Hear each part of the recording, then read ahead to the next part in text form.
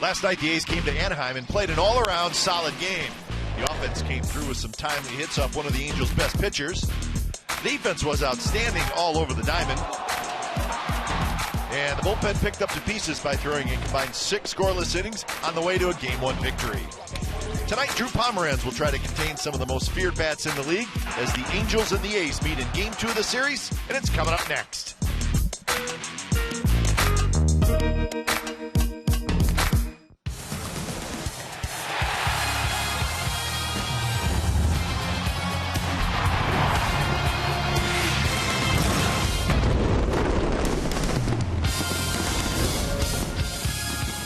Tonight from the Big A in Anaheim, it's Game 2 of the 4-game series between the A's and the Angels. Drew Pomeranz will take the hill for the Athletics, and it will be Hector Santiago. A couple of left-handers will square off. And the A's winners last night 6-3. They'll try to make it 2 in a row tonight. It's the Oakland A's and the Los Angeles Angels of Anaheim, and it's coming up right here on Comcast Sportsnet, California. Hi again, everybody. Welcome to Oakland A's Baseball. Along with Ray Fosse, I'm Glenn Kuiper. We saw last night from the Angels a struggling offense, Ray, and I got to believe at some point that's going to change. But Albert Pujols, we commented last night, he looks healthy, and he looks like he did 5 years ago. He's called King Albert for a reason because he is playing great baseball, and really there's not much you can do to get him out. He plays a great first base defensively. Hit his 500th career home run last year. He's added to that number already last year and to this year. But just watching him swing the bat, watching him run. A couple of years ago, he could not do what he's doing right now. Last night, a ball off the wall, hit it so hard, scoring Trout, that he could only get a single. Should have gotten a double, but he hit it too hard. Came back to left fielder, but just a tremendous player. And I think he's going to live this contract. And a lot of people are going to say he can play a lot longer than they think. And you know, Ray, for the Oakland A's, something that really needs to happen if this team is going to be good this year is Marcus Semien has to show he can play quality shortstop every day. So far, so good through the first 14 games. You know, we continue to talk about he's so happy to be at one position. We saw him last September at second, third, and short, just too many positions, but he's starting to swing the bat as he did in Houston, his first home run. He's playing great defense. Sure, he's going to make some errors. All shortstops are going to do that, but he's also going to make some great plays. And plus, he's going to do what he did last night. He's going to hit a hanging curveball and put Shoemaker out of the game. This one down the line to give the run, the A's a run. This was after the Angels had scored an unearned run, so he's playing great baseball. He's a hometown kid. Couldn't be happier for him to be playing well for a ball club that he'd always want to play for. Yeah, and he looks confident. Yeah. It looks like he belongs in the big league. So let's hope that the fine start for Marcus Semien continues. So Santiago and Pomeranz is your pitching matchup for Game 2 of this series here at the Big A in Anaheim. We'll have lineups and first pitch when we come back. It's the A's and the Angels on Comcast Sportsnet California.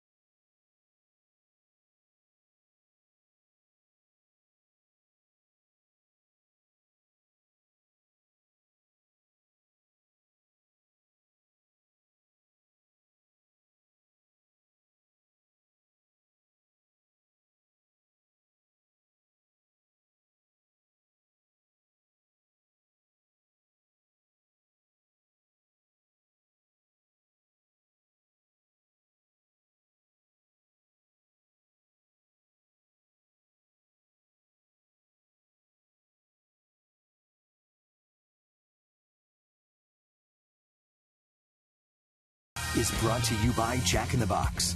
Jack's hottest sandwich is back. Head to Jack in the Box for Jack's Blazing Chicken Sandwich. By Toyota, #1 in MPG, durability, and resale value. Toyota, let's go places. And by DraftKings.com. Play daily fantasy baseball for free on DraftKings.com with the official daily fantasy partner of Major League Baseball. Enter promo code SLIDER for free entry.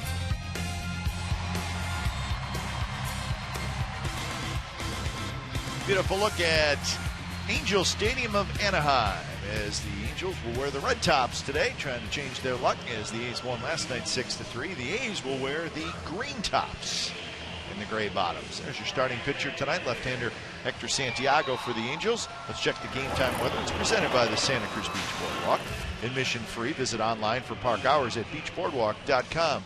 Another nice night, 63 degrees, not much of a breeze, and I do believe it is a little cooler than last night. In fact, there really was not a whole lot of sunshine down here in Southern California today. Pretty overcast and cool for most of the day. It's kind of refreshing. It is. This time of the year, you kind of expect it, but I think if you look back across the country in the Midwest and East, and fortunate to be in California this time of the year where it's perfect, and cannot complain about the weather for sure here. Here's Bob Melvin's lineup for tonight. It starts with Craig Gentry. Gentry in center field, Canna in left. Stephen Vogt's going to play first base tonight. He's been such a hot hitter. Well, Melvin says, I got to keep him in there even against the left-hander. Then Butler, Ross, Laurie, Fegley, Simeon, and Sogard. Hector Santiago, the A's are very familiar with him. He's pitched very well against the Athletics. The A's also have hit him, but the thing about Santiago, he was not afraid to throw his off-speed pitches in fastball counts. So if you're a right-handed hitter, sometimes it's better to sit back, think opposite field. The A's have a couple of lefties in the lineup tonight. They could also do very well against him. He has an assortment of pitches. As a starter, throws everything.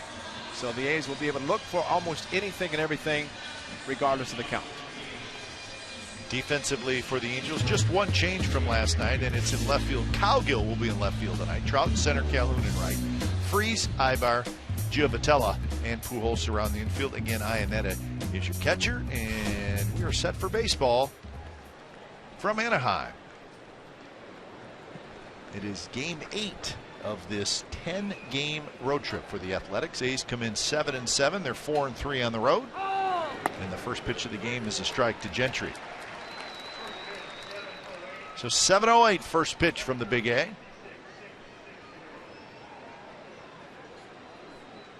Gentry, Canna, and Vogt here in the very first inning against the 27-year-old left-hander Hector Santiago from Newark, New Jersey. 6 foot, 215 pounds. Has that little loop in his delivery, his wind up, and a little hesitation, if you will, but pretty good pitcher, and he's a little sneaky with the fastball, especially being able to throw his off-speed pitches as effectively as he does. Man, a good fastball there on 3 pitches. Gentry strikes out. The struggles continue for Craig Gentry, and that's out number 1. Right over the top of the fastball and a little herky-jerky, and stayed with the heater. So 1 away for Canna. Interesting season last year for Santiago. He started in the rotation, struggled, sent to the bullpen, and then sent to the minors, and then called back up, went back into the rotation, and pitched pretty well. So he had a little bit of everything last year. When it was all said and done, he made 24 starts, 6-9, 3.75 ERA. 4 starts against the A's, he was very good. So I think, like you said, the A's have seen him struggle a little bit at times. They've also seen him pitch very well against them. So they know the deal with Hector Santiago.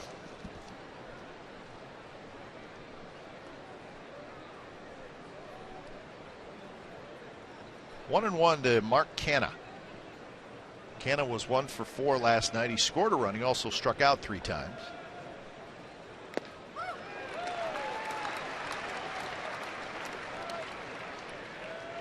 We will see how Vogt, a lefty, hitting next, and then down at the bottom of the order, Sogard, another lefty in the lineup. And sometimes when a pitcher has to change if he faces all 9 right-handers, he can pitch one way. Throw a lefty in there, as the A's will do in the 3rd spot and the 9th spot. It could change a few things for this lefty. And there's the fastball, and Canna strikes out. June the 10th, 98 pitches for the left-hander, and striking out 8 batters. He did not walk a batter. And backdoor breaking ball, good fastball outside of Josh Donaldson, good fastball inside there. Gentry, a good fastball. Just kept pounding the heater.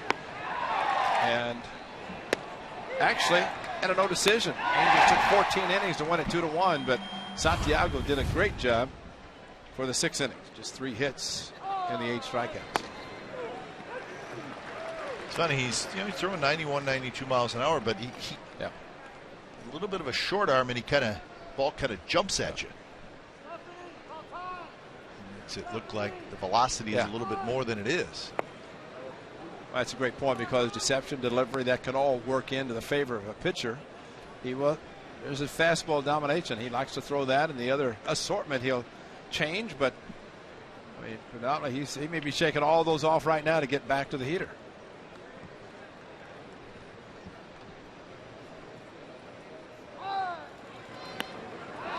Good pitch there. Vogt swings and misses. 366 the average for Stephen Vogt. 4 home runs, 12 RBIs. A change up down and in, and Stephen, as he told us last night, off-speed pitches have been pulling for home runs, and that one was under his swing. There's the fastball up at 93 miles an hour.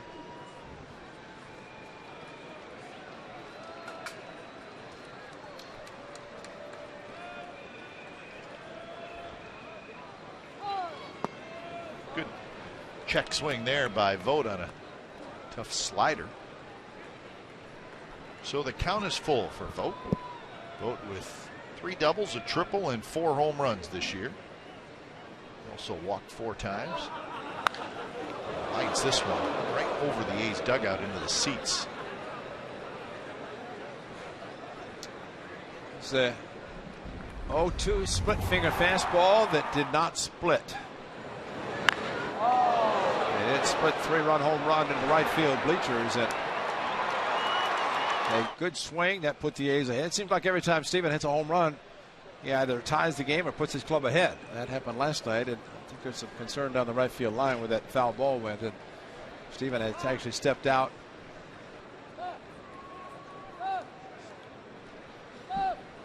"3-2 is in the dirt, and Vogt gets the 2-out walk. Yeah, Cap, it's really unusual. Usually it's a right-handed hitter. The ball goes late and over to the right side. Left-handed hitter to the third base side. But Stephen, looking for a pitch, pulled it, which again, it's unusual to have a pitch pulled that much. And let's hope everybody's okay wherever it did land. So here's Butler. First pitch right in there for a strike.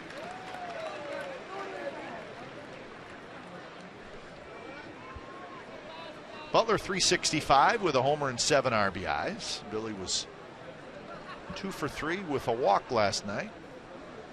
A single and a double. And he hits that one high in the air toward the left field line and well foul into the seats. And tomahawked a high pitch. Billy's very quick, and especially if he looks for a pitch, tried to go in, the ball stayed up and a little bit outside, and that was similar to Brett Lawrie's swing last night, wanting single to left field.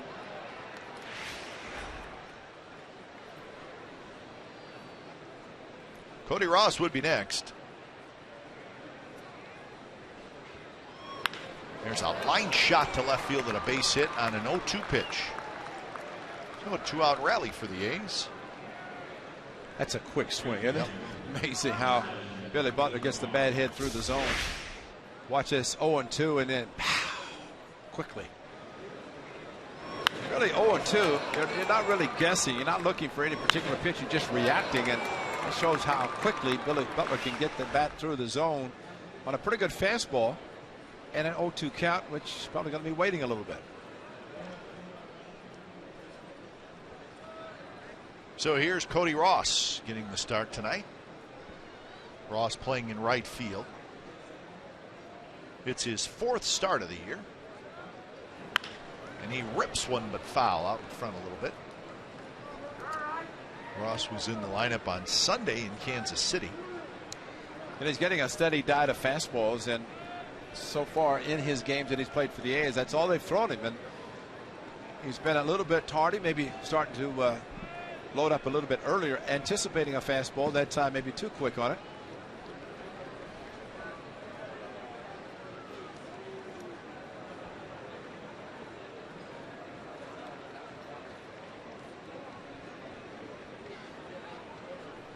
So Vogt at second, Butler at first. A 2-out walk and a 2-out single.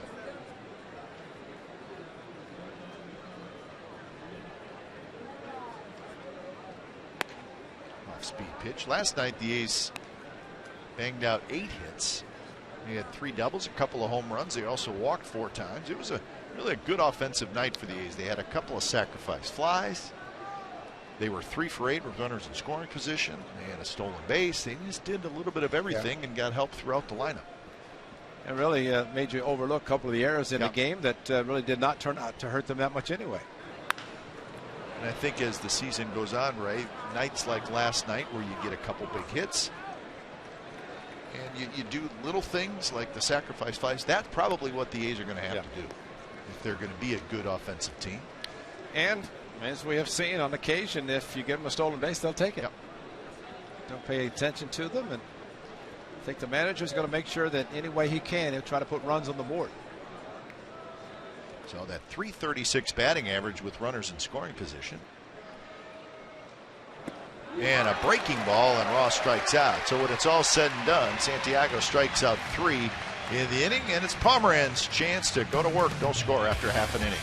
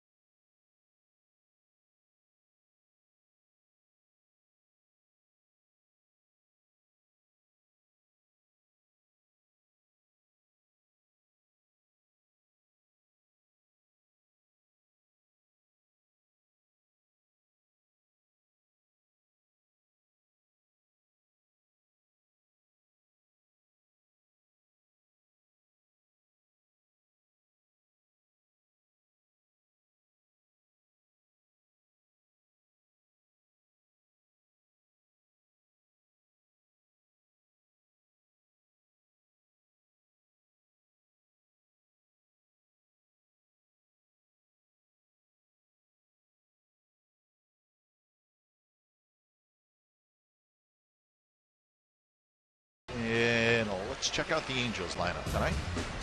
Calhoun in right, Trout in center, Pujols at first, Freese at third, Ibar at short, Cowgill in left tonight, Cron the DH, Iannetta will catch, and Johnny Giavotella is the second baseman. Drew Pomeranz making his 3rd start of the season, and for a young man who's pitched very well for the Athletics and got in the rotation, so we'll see him once again. He faced the Angels last year a couple of times. But this year, his first start of the campaign against the Angels, the loss on the road, the win at the Coliseum. So you're pitching out of the stretch and faced a pretty good lineup for his 3rd start of the season. Calhoun, 222, homer and 5 RBIs. 8 hits and 36 at-bats for Calhoun. And the first pitch is ripped to center for a hit. Calhoun does not wait around.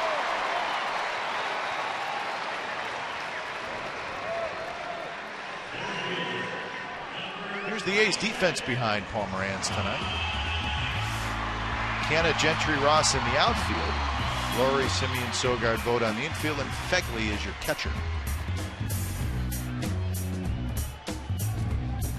Last night, Calhoun waited around so long he struck out in the first at bat. This tonight, first pitch fastball hit him. Maybe that in itself will have Drew Pomeranz and Josh Phegley behind the plate. First pitch fastball, the leadoff hitter. Maybe it's something they'll consider not only with Calhoun, but everybody else in the lineup. Interesting you bring up swinging early when Mike Trout comes in.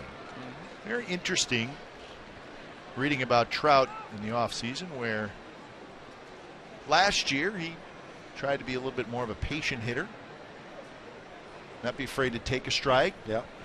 And what ended up happening, and he had a terrific season, obviously he was the MVP, but he struck out 184 times, and that just seems like a lot from Mike Trout, and he was not happy with that high strikeout total. And he said, you know what, I got to swing earlier. And from what everything I've read, Trout has done that so far this year. Right. Just said, I gotta. If I see a fastball first pitch, I got to take a rip at it, as opposed to last year where maybe he was a little bit more patient. So it's funny. Here's a guy who won the MVP and says, you know what, I need to change that a little bit. And he's so good, he can pretty much do whatever he wants. Well, I think as we talked last night when he had the stolen base, that with Albert hitting behind him and Hamilton was in the lineup, they said, you know, don't take a chance to get thrown out. It's hard to throw him out anyway. Yeah.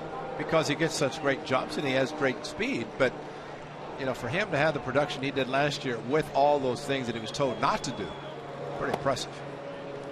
And he was swinging some bad pitches once he got to two strikes. Yeah, well, I think that's part of it. And I think he was probably contributed to it. Yeah, he contributed to it. And take some pitches, and all of a sudden he's swinging bad pitches, and still unanimous MVP. It says a lot about his season, even with those things happening. Played at 157 games, 36 homers, 111 RBIs were the numbers for Trout last year. 39 doubles.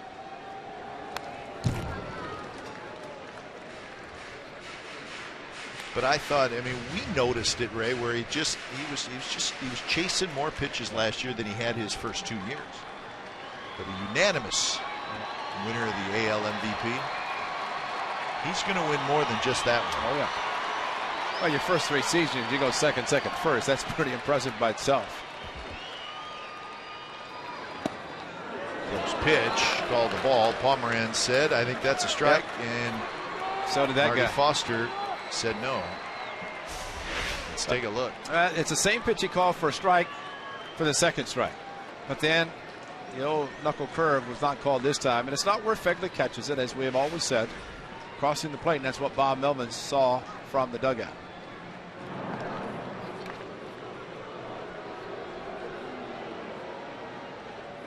And whether you like this theory or not, I think Trout's going to get the call more often than not.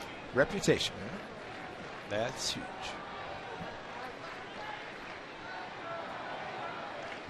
So 3-2, Calhoun. See if he takes off.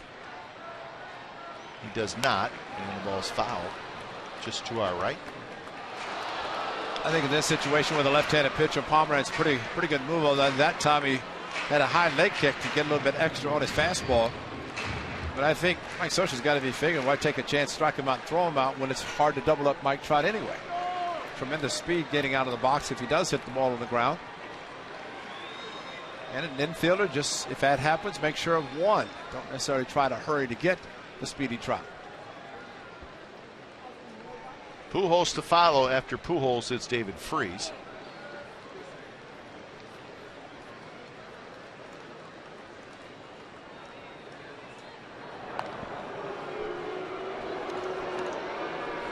Angels come in with a 5-8 record, and they have not won at home yet. They're 0-4. Lost 3 to the Royals, and then lost last night.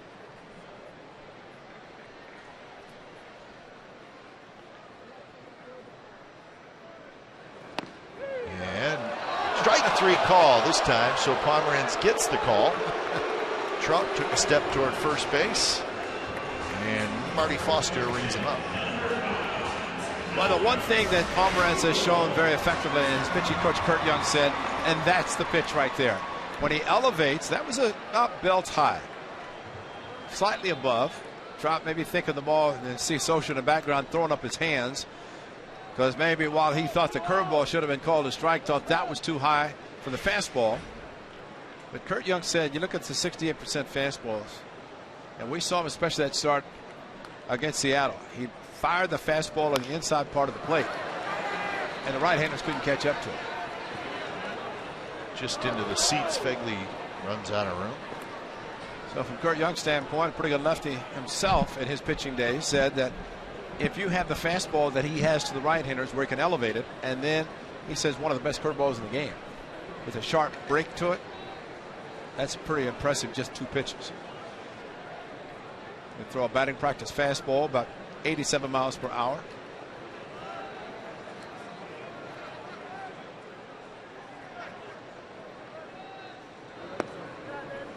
A little bit low.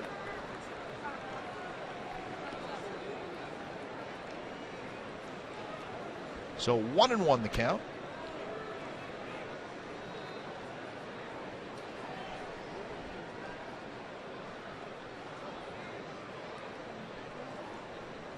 Calhoun has a pretty good lead, leaning a little bit but not going anywhere, and this one's hit high and foul again. So 1-2 the count. Yeah, Albert Pujols is very quick on his fastballs, and he hardly strides and has this nice setup, but over the years he has really not deviated from his approach and remains very strong.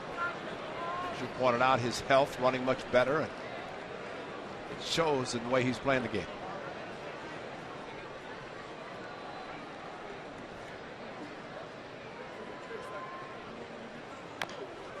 Big bouncer, and that'll be foul.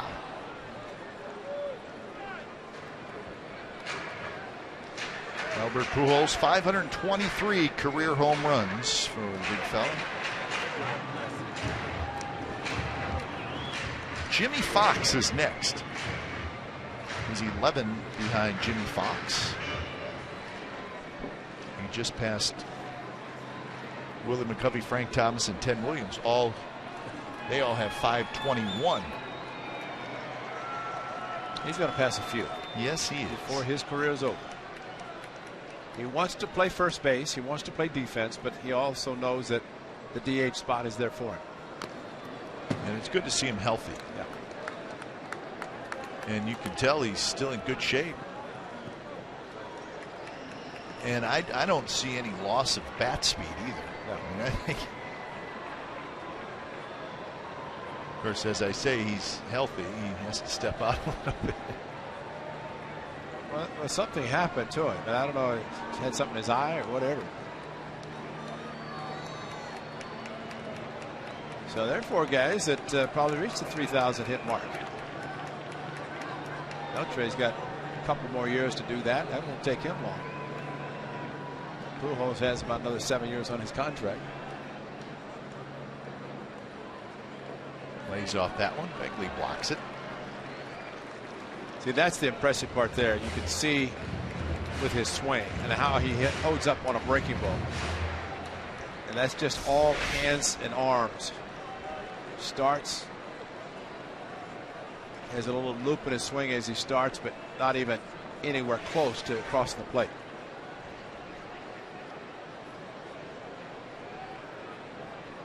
So 2-2. Freeze waits in the on deck circle.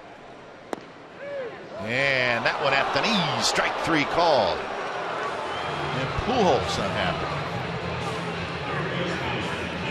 I recall something very similar happening last year with those two, and with that man.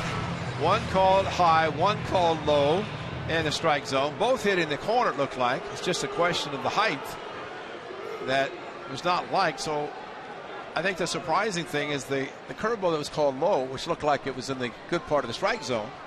And now Pujols can't believe that was called. Calhoun might be running now. Freeze, not necessarily taking a chance with Trout and Pujols, but maybe a different story with Freeze at the plate.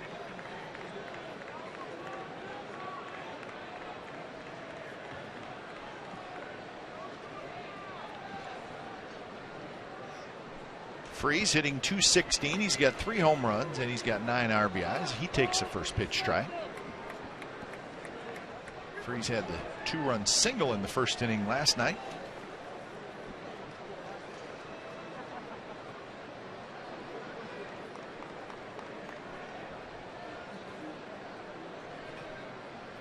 Calhoun led off the inning with a single. He's still at first. Good curve, but drops a little bit low. Well, you watch Pomeranz curveball, and it almost looks unhittable because it breaks so big, but yet it's also kind of a late break.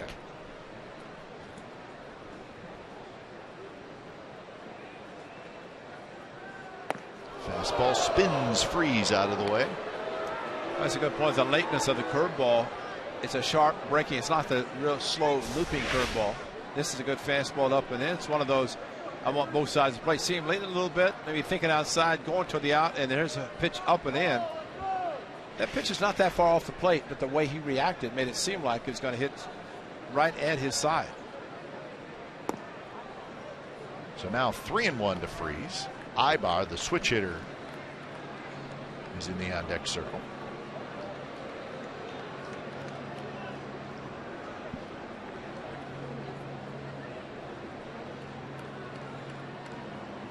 Outfield fairly straight away for Freese. Gentry maybe shaded just a touch toward left center, not much.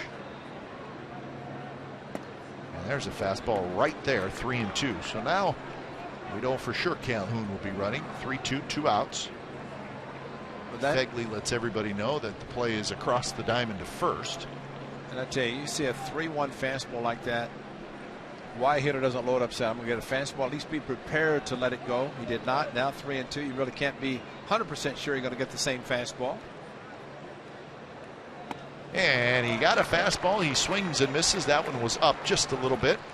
So both pitchers with 3 strikeouts in the first inning. No score after 1.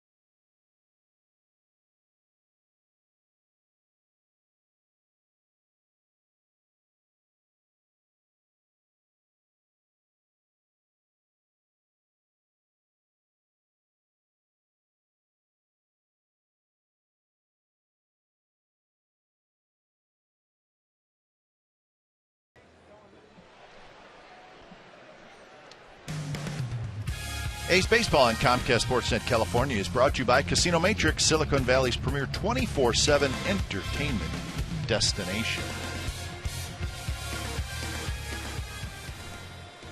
Laurie to lead it off here in the second inning against Hector Santiago. Laurie, Fegley, Simeon. 3 right-handed hitters against Santiago. A's have 2 lefties in the lineup, Vogt and Sogard.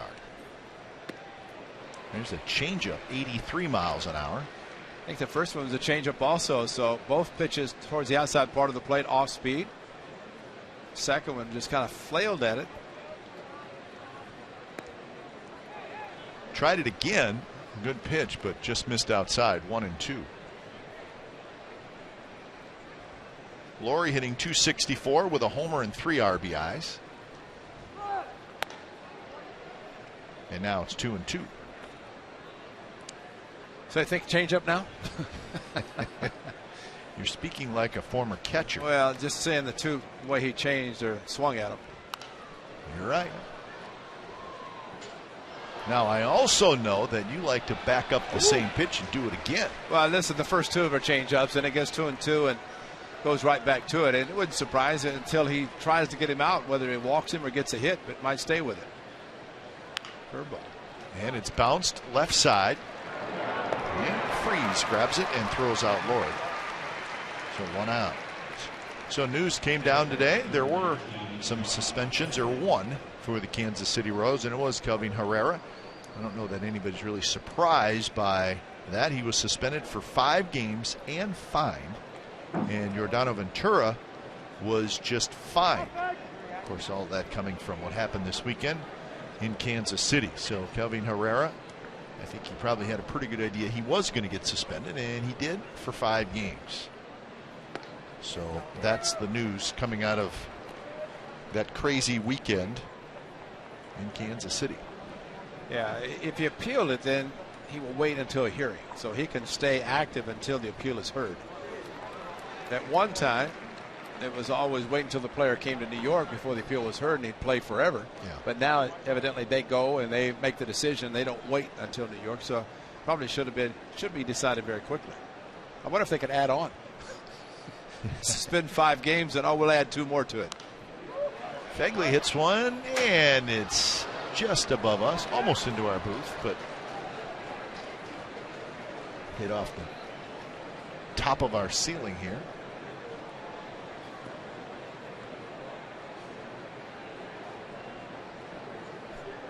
Fegley 4 hits and 13 at bats to start the season, and he hits a line drive into left field for a base hit. Second hit for the A's, so Fegley has his 5th hit this year. That's a good swing. He went 0 for 4 Sunday, and he gets a chance to play 2 days later. A little cut fastball coming into his hands, and very quick. He knows how to hit, and shows it there with a 2-strike approach like Billy Butler did in the first inning.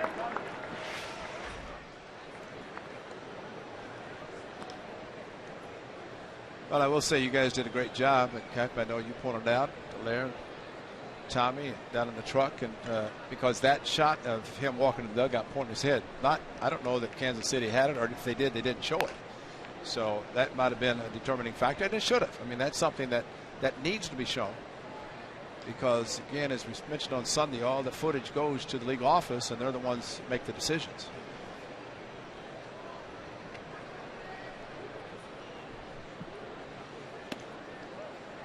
Well, I think once that happened, then that's when you knew that he was going to sit for a little while. Yeah.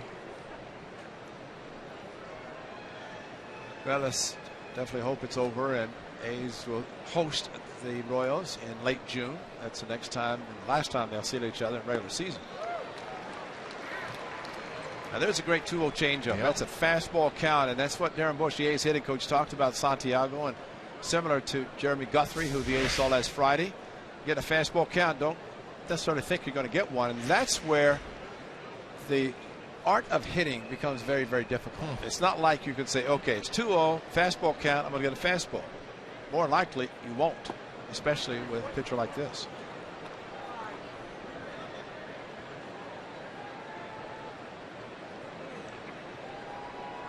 And Simeon is now in a good hitter's count at 3-1. Couple of home runs, 9 RBIs for Simeon. And that one misses badly, and the A's again have 2 runners out. Well, in case you missed it, in the 8th inning, Kelvin Herrera threw behind Brett Laurie, and probably embarrassed that he missed him considering where he threw it.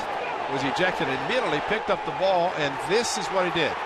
Now, although he said think, I don't think that, if you're saying think, I don't think your reaction in your face is the way his was when you're saying think about what you're doing. Well, it's 5 games, and you know that would really upset a lot, and we saw Brett Laurie get very upset when he saw Herrera do that.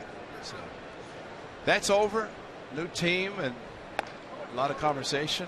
Suspension laid out today, and baseball can resume, and hopefully with sane heads. And one thing you don't want is Brett Lawrie lose his aggressiveness. No, I mean, that's what he's all about. He plays the game hard, plays it the right way, and I don't think it'll ever change him. And shouldn't, and probably won't. Sogard, a shot, and it's foul. Mike Malinsky, the first base umpire, had to get out of the way a little bit, but it looked like he was able to keep his eye on the baseball and make the foul call. Sogard has had some great at bats. That fastball inside and quickly pulled it and almost down the line for extra bases.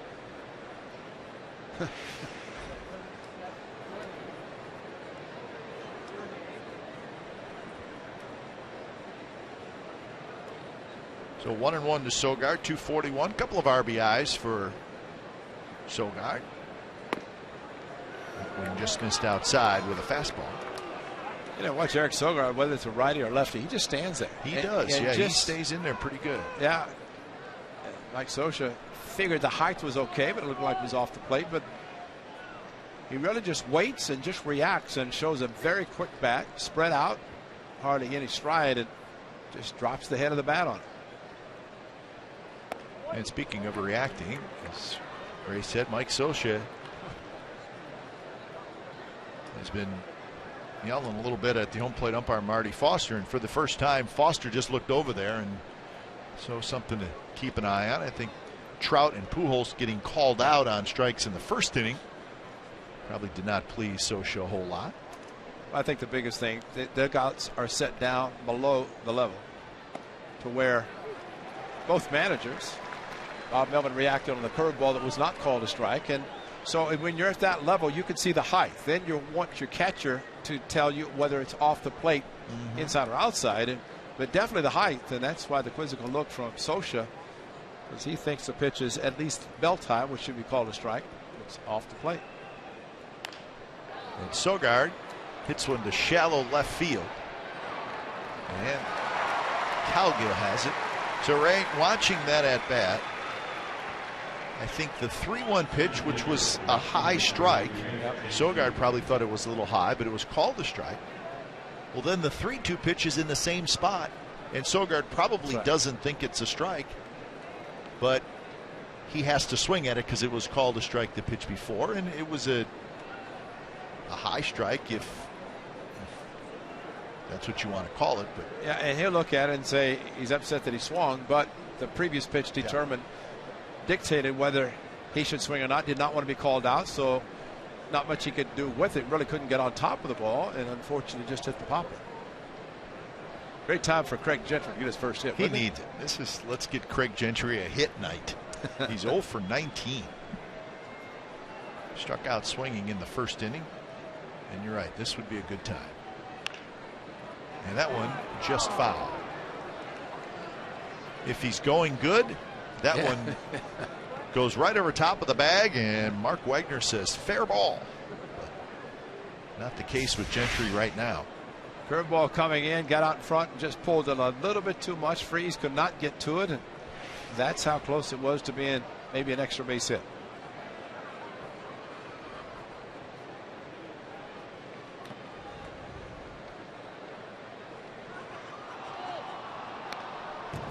And there's that changeup. When you see the pitch speed on Santiago and it's 83 or 84 miles an hour, well, that's the changeup. And he's been able to spot it pretty good tonight.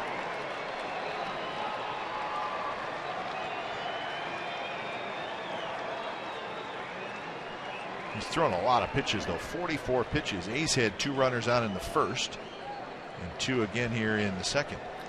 And with Pomeranz had it at 22 in the first inning himself. So strikeouts will usually result in a high pitch count, or 3-2 counts, which is 3-1 to Semien, 3-2 to Sogard. 2 is a fastball high.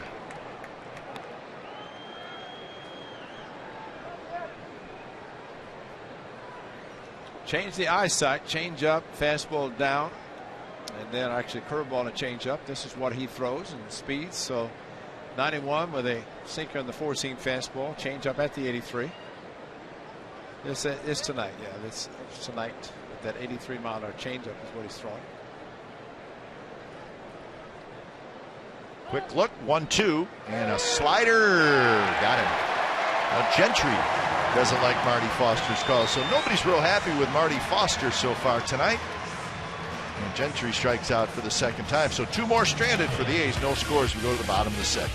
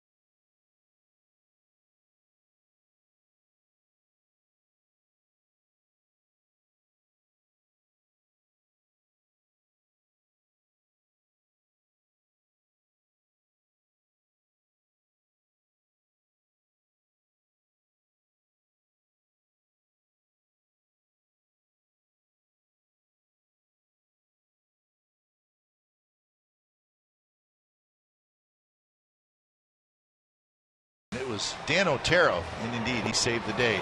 He got a win, and he saved the day. He relieved Kendall Graven in the 4th, 2 men on, and he proceeded to go 4 innings, 1 hit, 4 strikeouts, and he only threw 42 pitches, and he was our MVP last night. Well, he was Stephen Vogt's MVP also.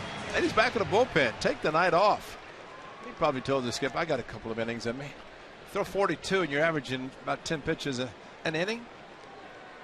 That was a great performance by Dan Otero. Sinker was working, and maybe just one little correction with his shoulder, as Stephen Vogt pointed out, and all of a sudden the sinker is thinking like it should be. It's good to see. Absolutely. Ibar swings at the first pitch, hits it foul, lower level.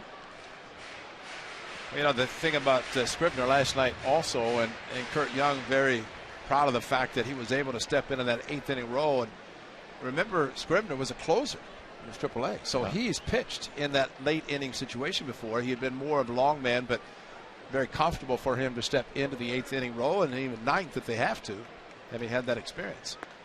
Well, I think we both agree, Ray, that seeing Scribner this year, even in spring training, his stuff is a tick better this year than it was the last couple of years. Amazing what a cutter will do. Yeah, just makes everything else. He's not just a fastball, curveball. He's got a change up and the cut fastball. Makes it difficult on the hitters, and great for him. Curve there, 1-2 to Ibar. Cowgill the foul, and then Crone. Now here's your good curveball you're talking about. Watch the sharp break on this one. Starts and then goes straight down. And the way he throws it, it is hard. Knuckle curve, guys can show the center field camera how you can see the knuckle. That was a high fastball, and Ibar got on top of it and lines it to center. So for the second time in a row, the Angels have their leadoff man on. And that might have been a location issue. Sure, the pitch was up, but usually he's been pitching inside, and he wanted it to be inside and up, and hitter is able to extend on a high fastball away from him. Makes it at least a little bit easier to hit.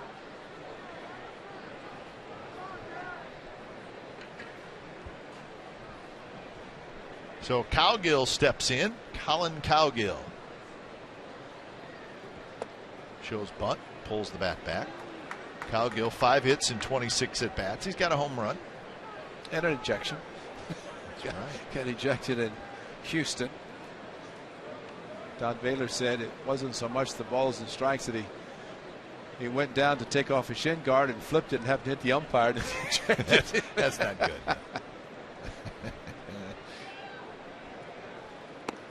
Cowgill has to be on that list of least expected to be ejected in the game. Such a nice guy. Yeah. Being from Kentucky, he had to explain how his Kentucky Wildcats lost. That's not easy. No, that would be a difficult thing to explain. I don't know. I have no idea.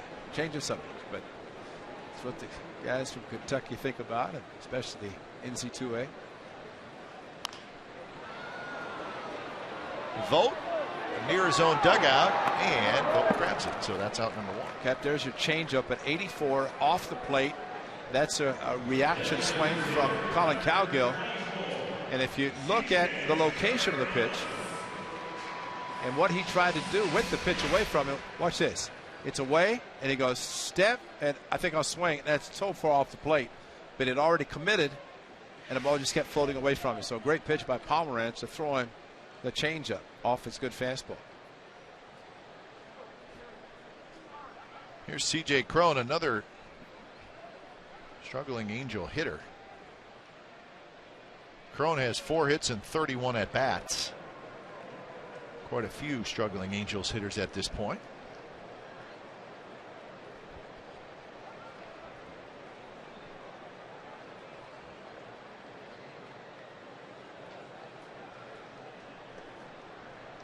Cron,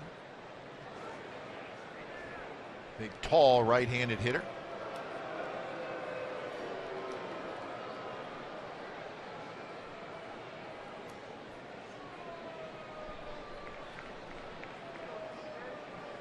The Angels, with Howie Kendrick gone and Hamilton out, they need a good season from Cron, even though he's still a young player. But they need him to develop into a guy who can do some damage. Kind of one of those guys who's done everything he can at the minor league level. He was a big power hitter in the minor leagues.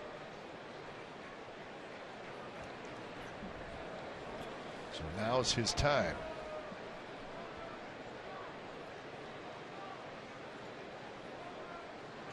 1-0 pitch.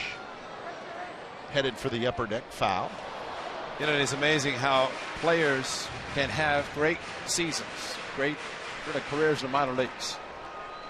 And they clamor to get to the big leagues, and they realize this is where it counts and this is where it's the hardest. And that's why there's only 750 of the best worldwide and playing at this level, because just like Chris Bryant, he had all kinds of home runs in spring training, hit him in the minor leagues.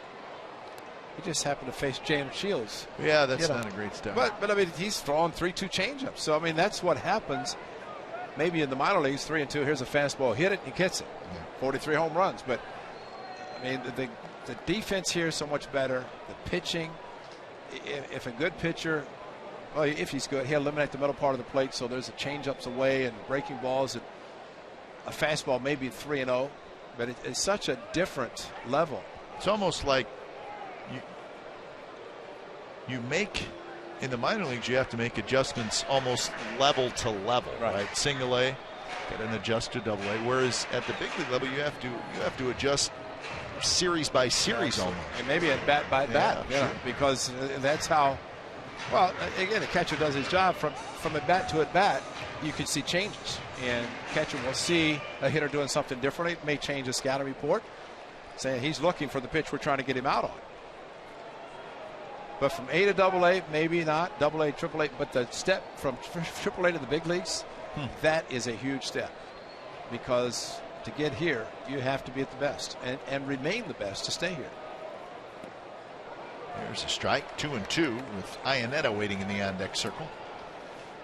It's a good curveball, and this was after Stephen Vogt, Cap, as you pointed out. If you have the meeting, you've got a catcher at first and a catcher behind the plate.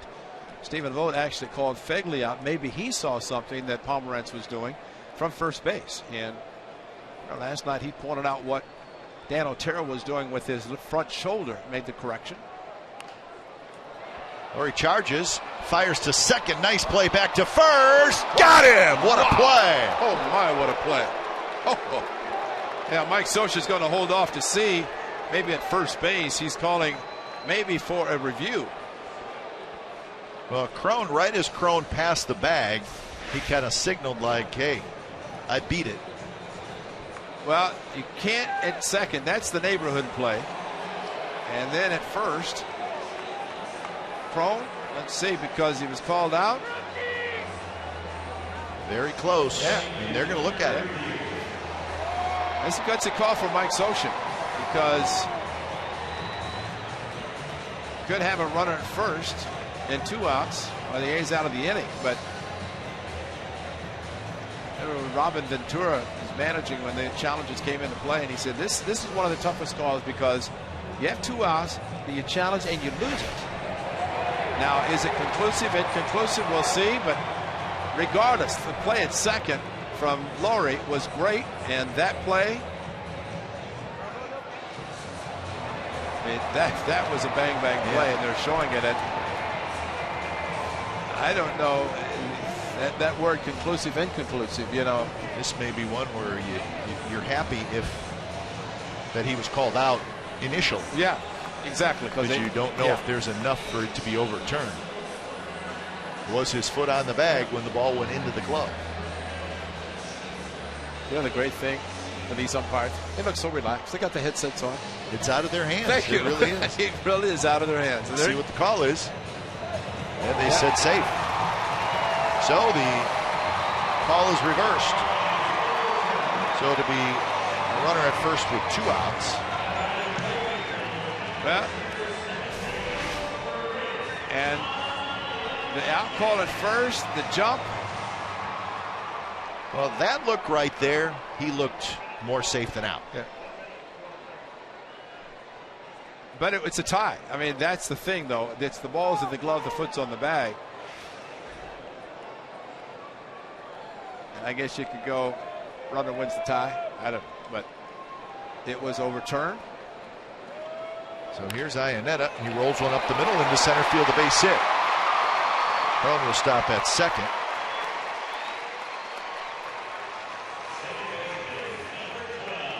So 2 on, 2 out. Both teams have had some opportunities early in this game. First pitch hitting by Iannetta, and this is after the challenge. And it did not take that long for the umpires and the crew in New York to decide that Crone was safe, originally called out. And now, with the runner in scoring position, fortunately, Crone could not go to third on the base hit up the middle. So it's the 9th place hitter, Johnny Giovatella.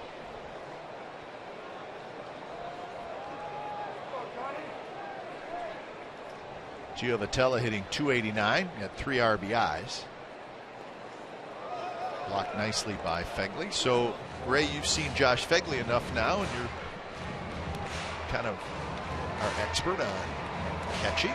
You like his blocking technique. Great job. And actually talked to him about the wild pitch in Kansas City. I mean, that's perfect technique. And he was so upset because he said Casimir threw a pitch that he said it was coming straight in, all of a sudden took a dive down. And he said at that point it was too late to actually turn the body, as he just did, to block the ball, and he just stabbed at it, and unfortunately it happened to be a pitch that went under his glove. But you know, he went right to it and said, I made a mistake, but he said it was something that I was caught kind of in between, and it ended up being a wild pitch. And he said, and a good point, at that point it did cost him one, but in essence it did, because that would have been first and second. The ground ball would have been first and third. The A's would have gotten out of the inning.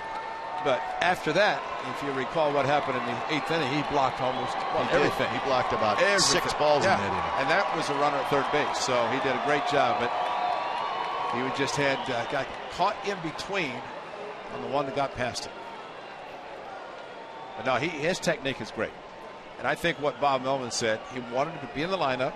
He said, I could have DH Fegley and caught Folt. He said, I want to make sure Fegley stays behind the plate and gets his time in there. 1-1 pitch. Curve is a bit high. 2-1.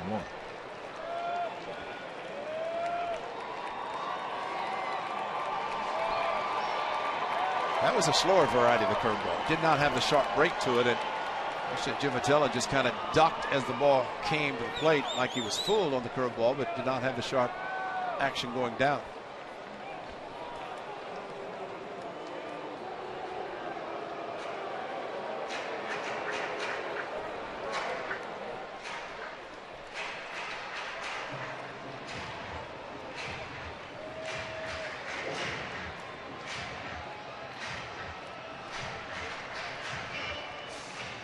So Fegley heads back behind home plate.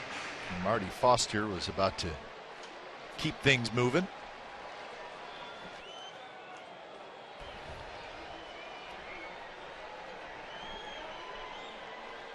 So 38 pitches for Pomeranz. So both these starting pitchers have thrown a lot of pitches early. Setting up inside. And that one's bounced foul.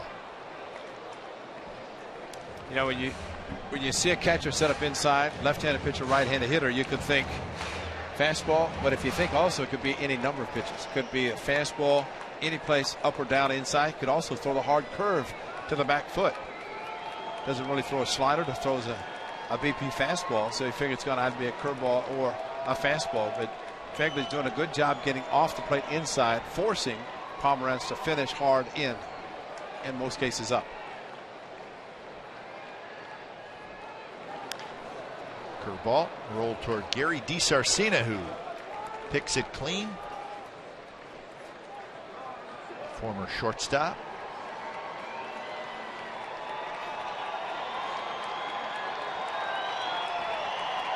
His whole career with the Angels. How about that? Yep.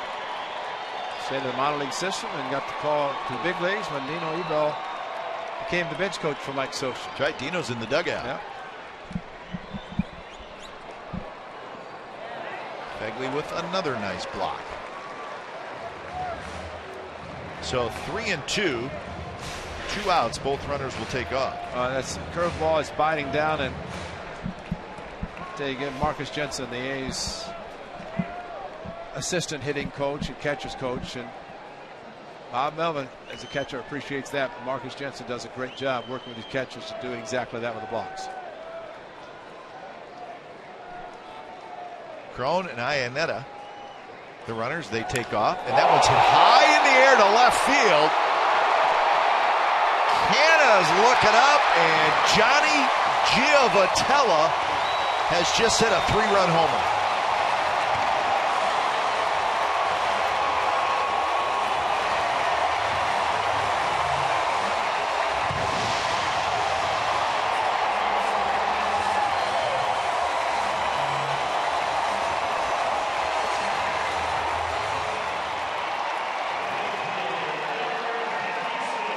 Second career first this year, and a fastball in. He guessed correctly, and that was after the curveball missed. Great block on the 2-2. He missed with the curveball, came back with a fastball, and that's really great hitting when a hitter loads up and he does that. And this inning, Mike Scioscia won't take credit, but he challenged a play at first, and it turned out, instead of being a double play out of the inning, he overturned it and comes up big with a 3-run home run. Well, you just were hoping that it wouldn't come into play, the reversal of that call, and it did. And those are tough calls because you could lose it for the third out of an inning, but it keeps the inning going, especially the bottom part of the batting order. And that was huge. And, you know, he looked for this, and he got it. I mean, and that's what happens if you miss with a 2-2 curveball. You're almost saying, I missed with it. Instead of backing it up with another one, you throw a fastball, and the hitter can load up and look for it. And he did a great job of doing it. That's why that 2-2 pitch is always critical. And Calhoun smokes one down the right field line. Ross was kind of shaded that way a little bit, so he's able to get over there and cut it off.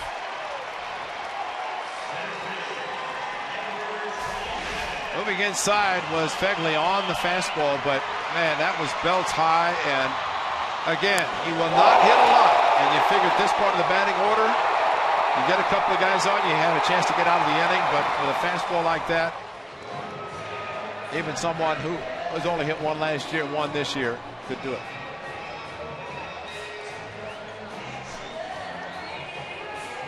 So 4 hits in the inning.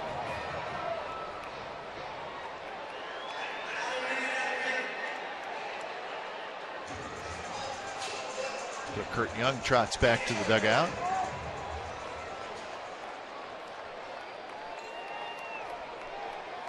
And Trout will hit.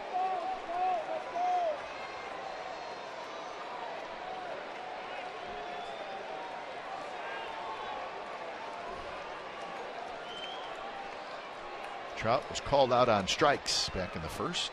Curveball is low. Keep in mind, Ray, as both these starting pitchers throwing a lot of pitches, both bullpens threw 6 innings last night. In fact, the Angels today called up another reliever. They called up Cam Bedrosian and sent Navarro, the first baseman, left-handed hitter. They sent him down and added a bullpen guy in Bedrosian. So they have 8 relievers now.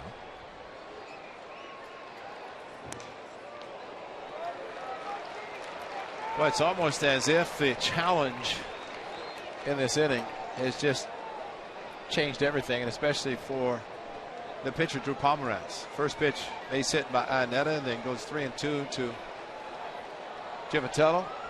Then a base hit on a 2-0 count.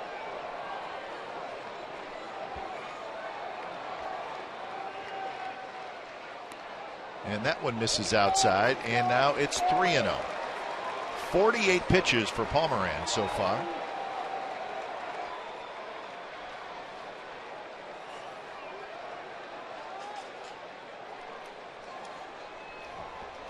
And look out here, because Mike Scioscia will let his hitters hit 3-0.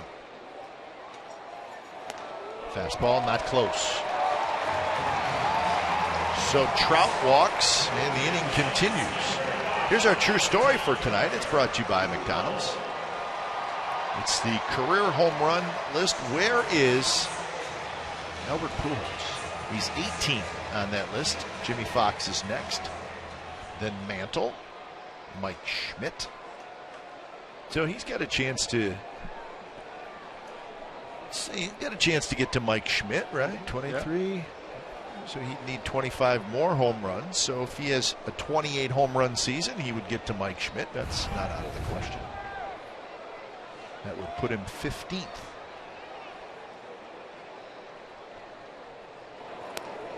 But like we said, the contract runs through 2021. So he's going to play for a while.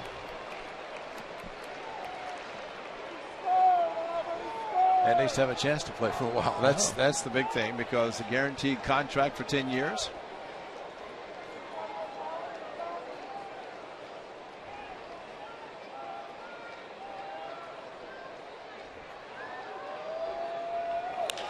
And he hits one high and deep down the left field line, and it is foul.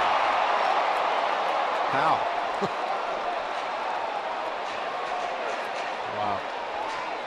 Thankfully, it was foul. Because I can't imagine it was foul by a lot. No. And he knew it was gone. It's just a matter if it's going to stay fair foul. They looked to see if it's going to cross in front of the foul pole, and I guess it did, because Mark Wegner made the call.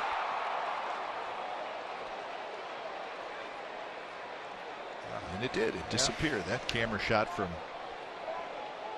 out in left field.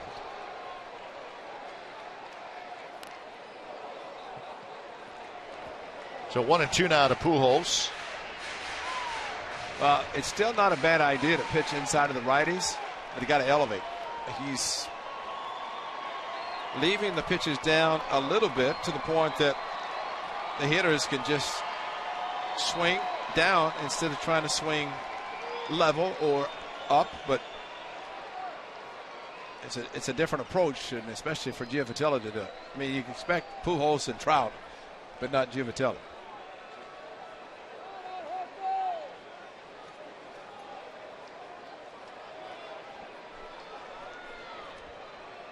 Calhoun, Trout, lots of speed on the bases.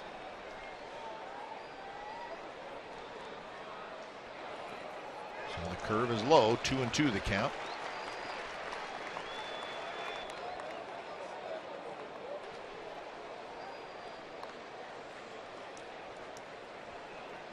So 31 pitches this inning, 53 pitches for the game. And remember, Jesse Chavez, he's longman, is going to pitch Thursday. So that sort of eliminates him. And Dan Otero pitched 4 innings, and he won't be available. 2-2 pitch is outside, so full count. Runners will take off.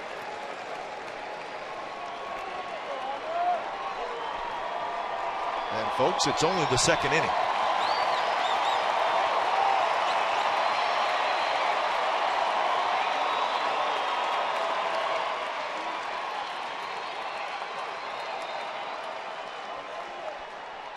Eighth man to bat in this inning. And the curve is hit foul just below us. Get the feeling that every time Pujols is up, he's on every pitch. Curveball foul back. Of course, he pulled the fastball foul. This is a big out, a big third out to try to get, whether it's Pujols or Freeze, somebody in this inning.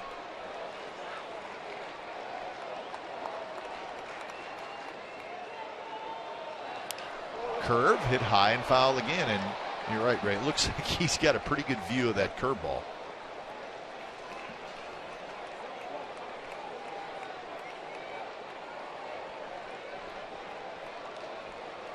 So a good battle here. Pomeranz just trying to get back in the dugout.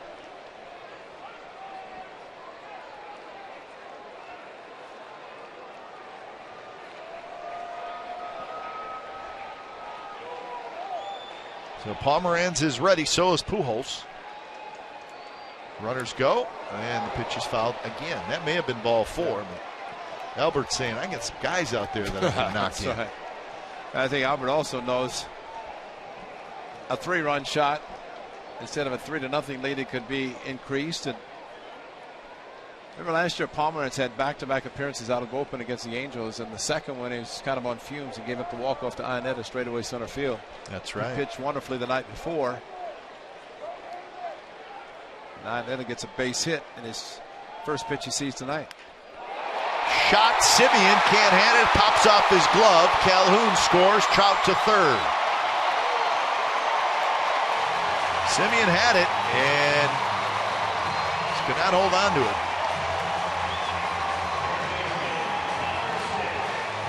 It'd be interesting, Ray, to see what the ruling is on this. It was a very, very hard hit ball.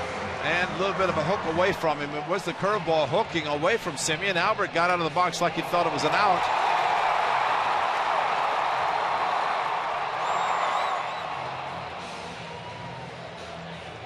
Off the tip of his glove. It's an air all the way. So E6, no RBI. Calhoun scores. So Andre Alvarez starts to get loose, as it is now 4-0, and Freeze is the hitter.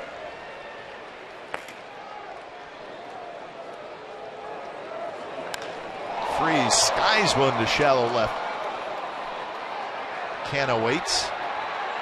Side retired, so long inning, and when it's all said and done, 4 runs for the Angels. So we're headed to the third, 4-0 Anaheim.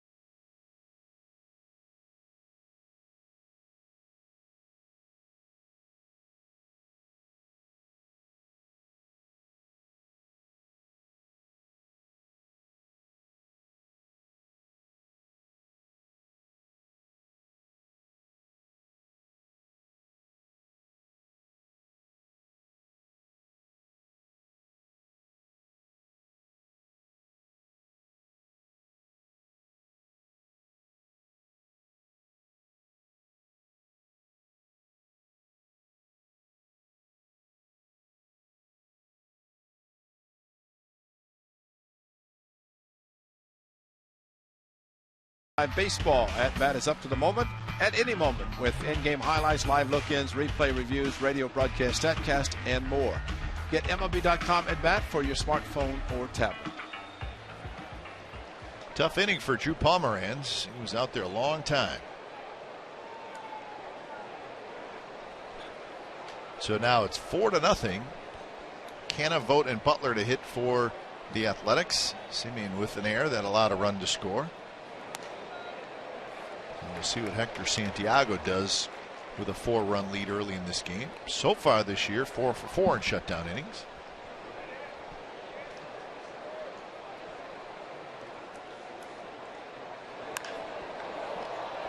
In the air left center, but playable for Trout. So Canna is retired, and that's out number 1 here in the 3rd inning. Think back prior to last year, and we commented about the instant replay, the reviews, the challenges that became effective last year and of course continue this year, and how there were so few ejections of managers, and the only time really a manager could get ejected was to argue the decision made by the challenge, the New York whatever. Remember John Gibbons ejected in Toronto, and the Jumbotron showed what he thought to be one way, and it was not the result. But think about even tonight, if Cron was called out initially, would Mike Scioscia have argued and been ejected? Instead, he just steps out of the warning track and says, hold up and let's take a look at it. And it's overturned. And 4 runs later, the A's are down 4-0. Mike Scioscia and the Angels have the lead. But the game has changed, and sure, you're saying, well, they're getting it right. More action for Trout. He goes back, waits. Vogt is retired. I would like to just think, could the late Billy Martin manage today without worrying about being thrown out of a game? Yeah, he probably would have still managed to get thrown out of the game somehow. But those were fun. I mean, arguments. Earl Weaver? Oh, yeah. I mean, especially Earl Weaver and Bill Howler. I mean, they had their run-ins, but those were fun times. And I guess blood pressure of managers is much lower now instead of going out and arguing all the time.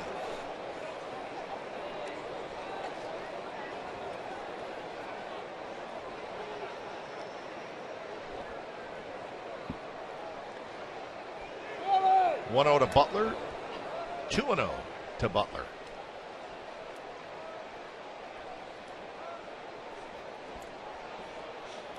What do you think about some of those managers when you were playing? Classic, huh? I mean, they almost. I mean, do you think some of them said, you know what, I'm going to put on a little show? Oh, yeah, absolutely. Absolutely. and there would be managers who would say, you know, the clubhouse a little bit dead. They go out and argue a play just to get ejected to fire up their own team. You could see that. And I think what a classic was, I think Lou Piniella went out to argue, and he was going crazy. He said, please throw me out. And the umpire says, you can stay here all you want. You're going to stay in the game. I'm here. You're going to be here. And he wouldn't throw him out. Left center and deep.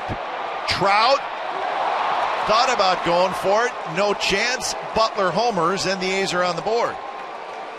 High towering drive to deep left center field. It's a country breakfast 3-1 fastball. He reacted perfectly on an 0-2 heater. And Billy Butler hits his second. Got the big curveball from Feldman, and country breakfast just unloaded. And Santiago had to be thinking, I got Mike Trout out there. He can catch anything. This one, though, he started shading him over in right center where Butler hit the ball off the wall last night. Trout goes up and just kind of grabbed the wall. Said no chance. Trout had that look like he was going to go for it, but it hit quite a ways past the wall. Even he, Superman, couldn't do it. He was not going to get that one. So a long home run by Butler. That's an important run. So much for the 4 for 4 in shutdown innings for Santiago. Billy Butler. And he must have gotten upset in Kansas City Sunday when he ended his 12-game winning hitting streak, because he's come out pumping as he did last night. A couple more tonight already.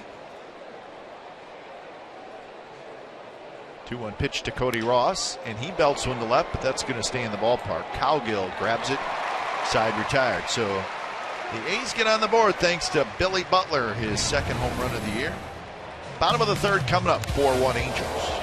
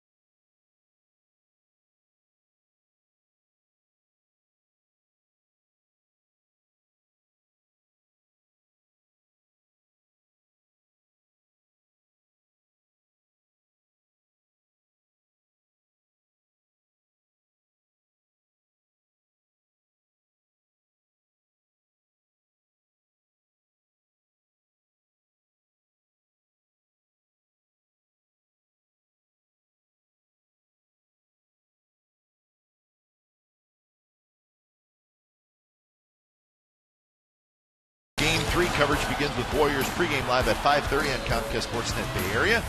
Pitch JB and Araz will be there so you can watch the game with the team that knows them best. Now available to stream live on csnbayarea.com and NBC Live Extra. Ibar goes after the first pitch, and that one toward Canna, who reaches up in left center field and makes the catch. And he was going to back off. Remember, he's all over the place, almost colliding with the outfielders, and Gentry said, you better take it because you're there. Which Canna just back off a little bit. Oh, okay, I got it, because he saw Gentry peel off, and that's a smart play. Go for it until the center fielder calls you off. So Drew Pomeranz would love a fast inning. One of those 8-pitch innings. And he faces Colin Cowgill.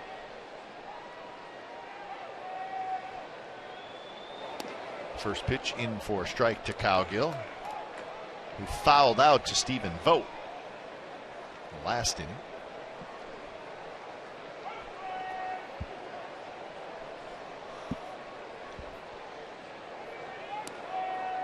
Like a changeup that squirted out of the hand of Pomeranz. The Angels getting something, a 2-out hit to drive in 3 from Giovatello. But the A's and Pomeranz and the staff just trying to keep them there and give Club a chance to come back. Butler's home run, the run, that was big, just to get on the board.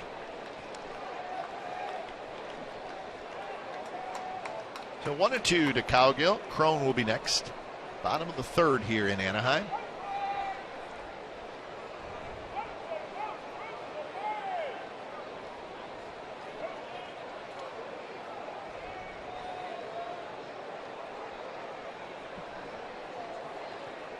Cowgill swings at a pitch in the dirt. Fegley fires to first, and that's the second out.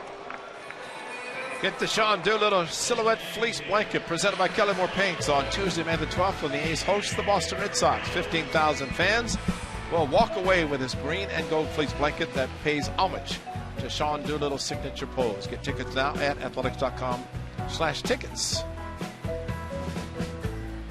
Tuesday, May 12th. They'll be here before you know it. So will tomorrow. I mean, they're all going fast. Yeah. It's amazing. Almost in May. Just seemed like we got into April. Cody Ross thought about taking a shot at Crone, but CJ says, so a 2-out single. What's amazing about the baseball season, you start and look at the schedule, people say 162 games, 6 months. Next thing you know, you're August and September. How do you You've been doing this a long time. Like, how do you break down the schedule? If you just sit there and say 162, boy oh boy, it goes fast. Yeah. Winning is the one thing that makes a season fly. Yeah. Success of a team, and all of a sudden you say it's over. Hard to believe, whether it's player, or whether you're watching and broadcasting, whatever. They really determine kind of the pace of the season. I like to kind of go month to month, but I understand what you're saying. Yeah. If the team is good, it makes a big difference. Because it's a day, and you can see the players get in the park if they get there early anyway, but you can see the extra work, and they say, hey, let's hurry up and get there. It's almost like they can't wait to play the next game because they're playing so well. But the month by month, you look at road trips, and you figure it's 81 at home, 81 on the road. It's just a matter of how they're broken up and whether they're 3 city trips or 2 city trips. I think it's natural if you do travel as much as we do. You do kind of look at length of trips, and it just so happens that this first trip we're on is the A's longest trip of the year. Yeah. Just as far as days away. We had an off day on the road. 2-1 to Iannetta. So we say, get it out of the way, right? Yeah. Next is a 3 city trip also, but then after that, kind of settles down. That last pitch, a great pitch by Pomeranz. Was a 90-mile-an-hour batting practice fastball. Just takes a little bit off, not the true changeup or the fastball, and kind of hit him way out in front. Yeah. Comes back with a good fastball right on the outside corner. Iannetta didn't agree, but it looked like a pretty good pitch. Down the lower part of the zone, and really it's the same pitch he hit for base hit his first at bat, which was last inning, to keep the inning going after the challenge.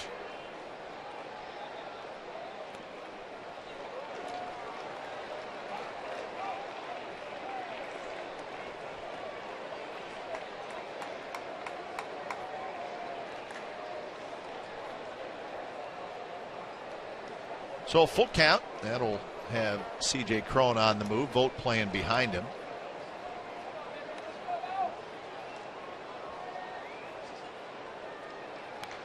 Foul back. Well, we were talking about Chris Iannetta last year when Pomeranz was in the bullpen. Came in, did a great job one night. The next night, he said, I'm available. I don't know how long. Well, this is what happened. He knew it. He started walking away as straightaway center field, that close, being caught by Gentry just off the tip of his glove, but just enough for it to be a walk-off.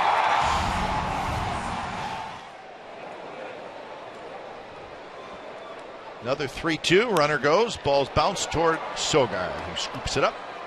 Side retired. So Pomeranz gets through the third, and we are moving to the fourth. Laurie to lead it off. It's 4-1 Angels.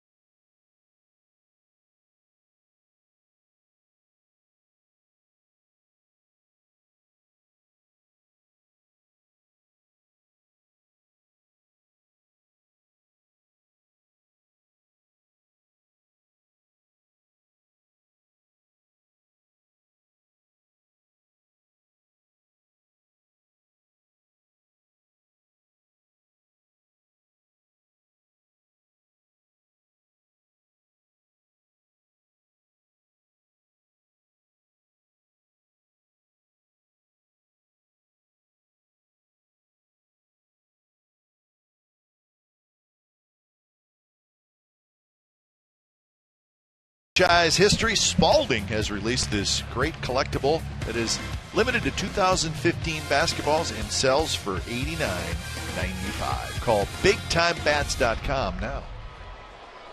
4-1, the Angels lead. We've reached the fourth inning from Angels Stadium of Anaheim.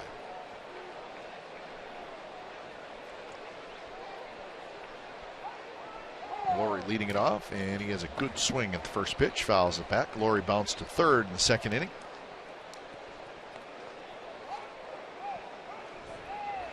Laurie in the starting lineup every game so far this year. I don't think you'll ever hear him ask for a day off. Well, not with the injuries he's had and the time he's missed early in his career. He's probably thrilled to feel like he's healthy and getting to run out there every day. Sure, if the manager tells him that give him the day off, he'll take it. Not going to oppose what a manager says, but just like he was supposed to get last night off, but Ben Zobrist, who might miss this series, not available, so Ben takes the time off. And Brett Laurie said, I'll play this. I don't need a day off. And that one close. He has not made an error in the field yet this year. He's done a nice job. He's done a great job. And his throws, although Ike Davis has helped him a couple of times with great picks, but by and large, he's fielded perfectly. Fights off a tough pitch there to keep the count 2-2. Laurie with a couple of doubles. He's got 14 hits on the year.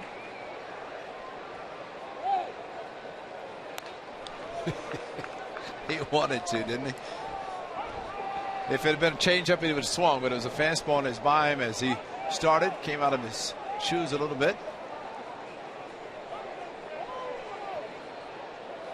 3-2 pitch, foul tip, and there's that good fastball from Santiago.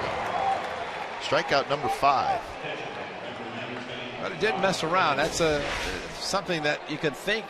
He's got a good changeup and maybe a slight hesitation on the swing by Brett Laurie, just maybe thinking he's going to get an off-speed pitch. But sometimes a pitcher is best suited just to rear back and say, challenge him. I'm not going to take a chance and fool you and walk you. And Santiago just did it. So 1 out for Fegley, who had a base hit to left field in the second inning.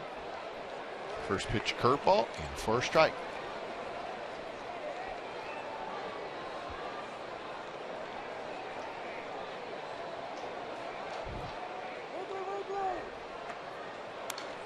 And that one fouled just to our right.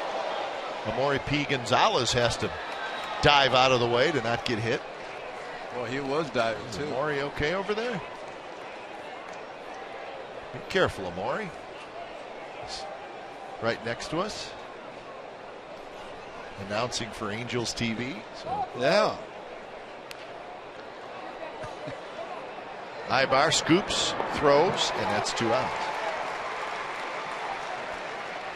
And here's our forward right choice, folks. Let's get to know Marcus Semien. Born September 17th, 1990 in San Francisco. Played baseball at St. Mary's High School in Berkeley and, of course, Cal. His father was a wide receiver at Cal from 1990 to 93. And then the White Sox, 6th round pick. And now with the Athletics. Played all over the diamond last year in his time. He is thrilled to be sitting at one position, and that's shortstop. Yeah, 15 games at shortstop and no third, no short, or no second. Plus Alexi Ramirez playing at short for the White Sox, so he did get 3 games in September. Ramirez maybe getting a night off. Marcus is just a quiet young man. Yep. Just likes to do his work, do his job. And some players opposed to playing at home where they grew up and live, but he's happy to be there. And that one. Like a foul. They call a little foul tip. Yep. So you just got a piece of it. So it's a strike 1 and 2.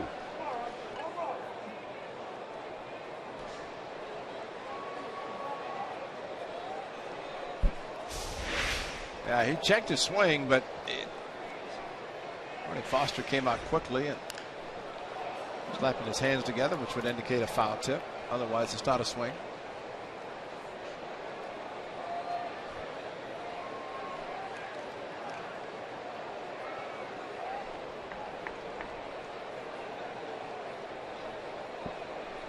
So setting up inside, and a fastball, good pitch right there inside corner. So good inning for Hector Santiago, 3 up, 3 down with a couple of strikeouts. He's got 6 strikeouts through 4 innings, and the Angels lead 4-1.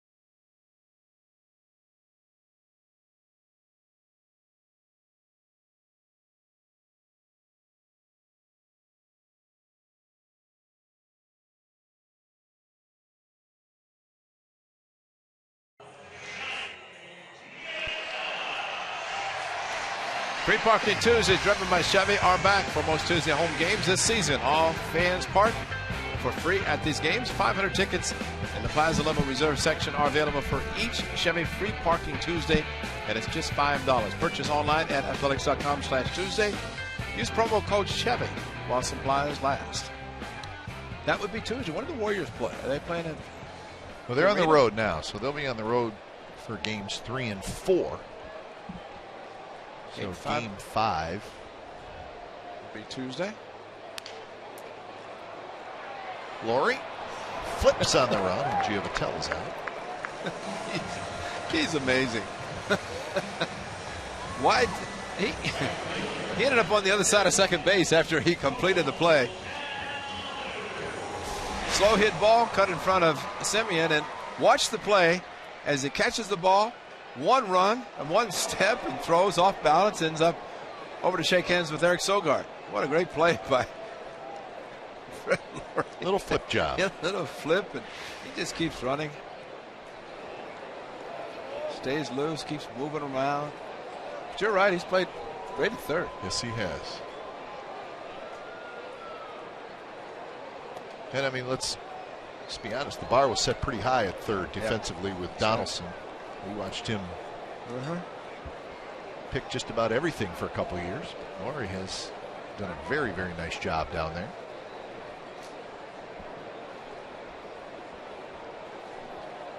Cole Calhoun has a couple of line drive hits in this game. 2 singles, scored a run.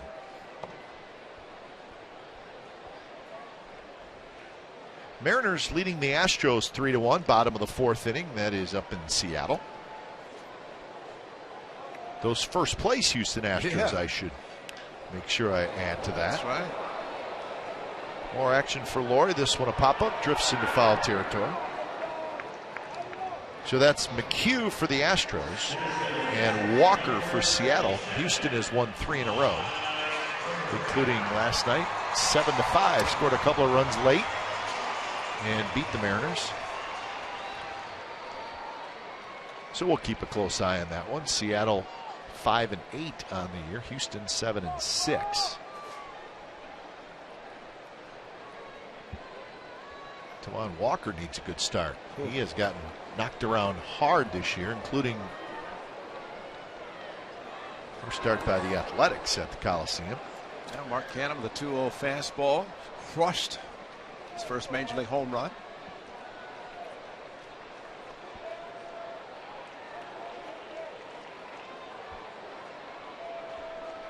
The Rangers are playing an interleague series in Arizona. The Rangers and the Diamondbacks are tied 1-1 in the bottom of the 7th. That's just a quick 2-game series. Tuesday, Wednesday, and then the Rangers will be off on Thursday. Nick Martinez started that game for the Rangers. He's been terrific, and he's pitching good again tonight. But the Rangers will be off here while the A's are playing Thursday. They'll check in tomorrow. That's right. So there'll be 2 teams at the hotel. And now, if it was Kansas City coming in and stay at the hotel, maybe some extracurricular activities. Oh, boy. No, that's not the case. It'll be the Rangers coming in, getting ready for a weekend series against the Angels. So that is what's going on in the American League West. 3rd week of this season. Look at the Royals. They were down to the Twins, a team that beat them twice in Minneapolis, and like they came back to win late. Fastball high, 2-2.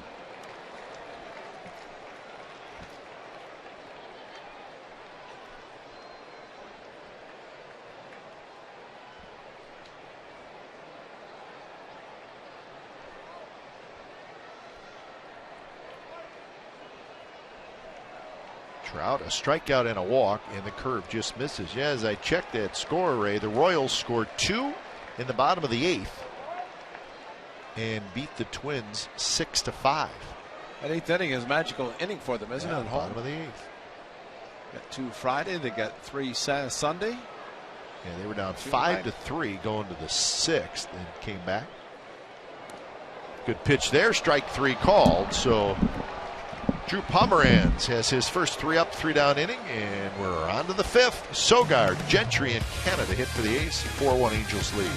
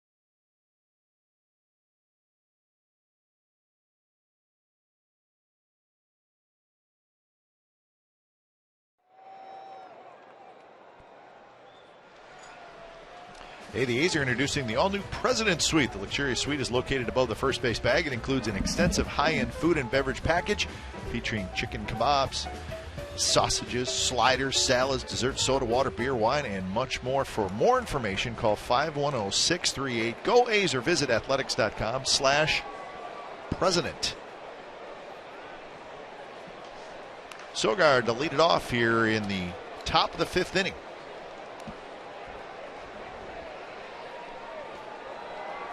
Sogard, a fly ball to left field in the 2nd.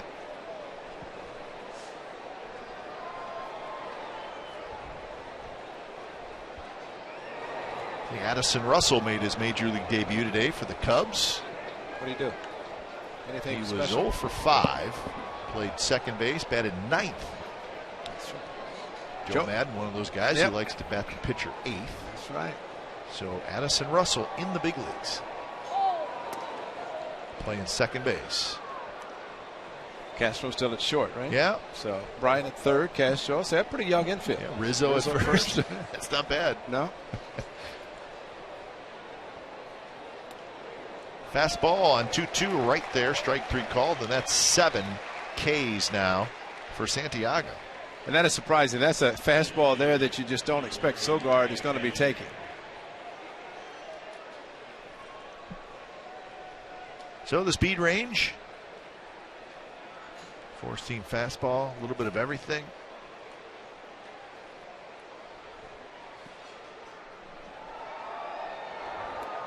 And he's got good stuff and generally shows it off against the Athletics. And he's doing it tonight. The only run, the Butler home run.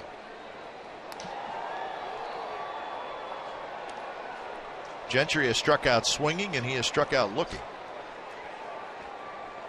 He's sitting on the longest hitless streak of his career, 20 at-bats. When you talk about grinding a bat, how could you not? You can work and listen, you could be Mike Trout, and if you were 0 for 20 to start the season, you'd be grinding the bat. Sure. Derek Jeter did a few years ago. Same thing. He ended up hitting over 300 because he played every day. So would Trout.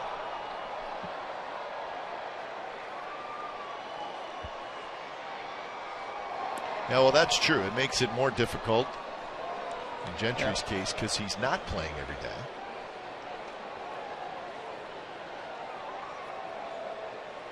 Struck out swinging on a fastball, called out on a slider. And that one there at the knees, and Gentry knew it. So Gentry strikes out for the 3rd time. 2 outs here in the 5th. Yeah, that's the game he had last June against the Athletics, and this fastball, just like Sogard. Same count, 2-2. Throw him a fastball, and both Sogard and Gentry taking. And Marty Foster bringing them both up. So he's got 4 strikeouts swinging and 4 strikeouts looking tonight, Santiago.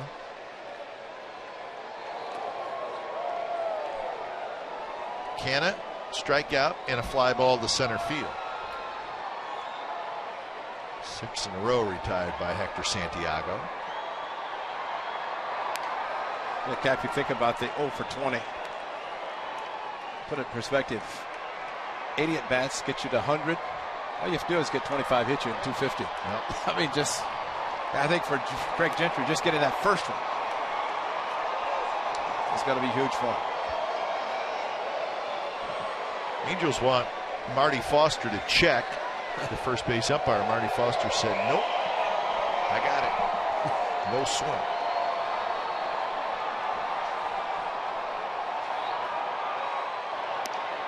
And a 4-pitch walk to Canna.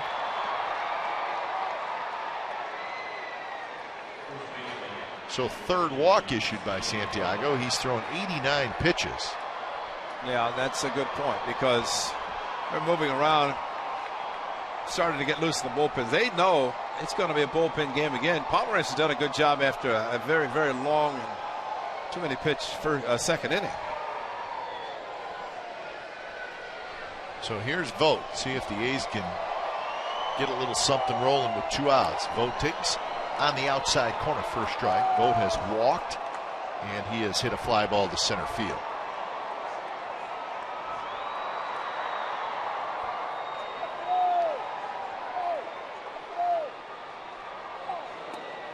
This is outside. So 91 pitches in 4 2/3 innings.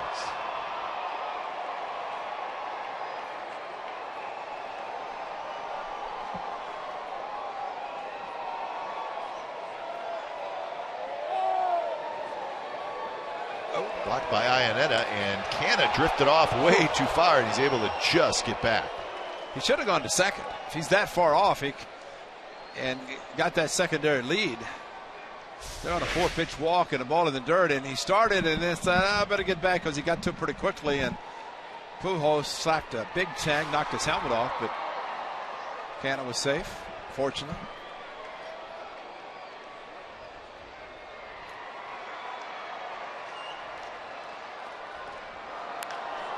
Grounded to Pujols right at the bag, and that's the third out. No need to throw to second. So Vogt is retired. Couple more strikeouts for Santiago. Bottom of the fifth coming up. It'll be Pujols, Freese, and Ibar. 4-1 Angels.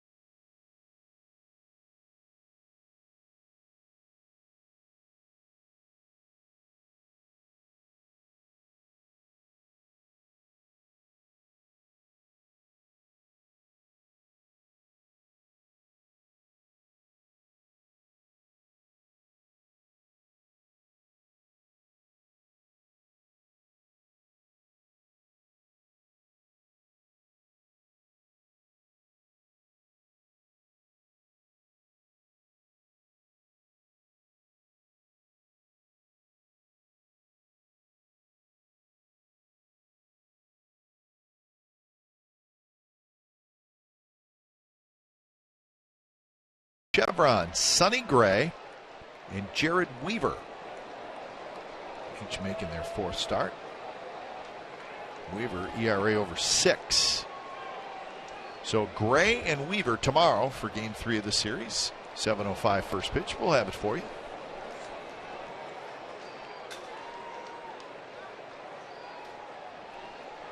A's will be home this weekend to host the Houston Astros.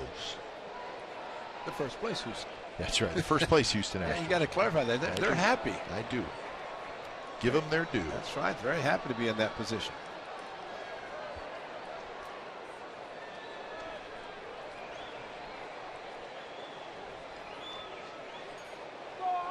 Hey, Drew Pomeranz, what a job he's done considering. 37th pitch, second inning. Up the middle. Simeon ranging far to his left, straightens up, throws, and Vogt reaches up, grabs it. Pujols is out. 1 out. That's a great play because he did one thing. Simeon, knowing that Pujols does not run especially fast, great range to get to the ball instead of throwing off balance on the run. He stops and makes a strong throw. Mr. Wolf, owner and managing general partner, in the good seats.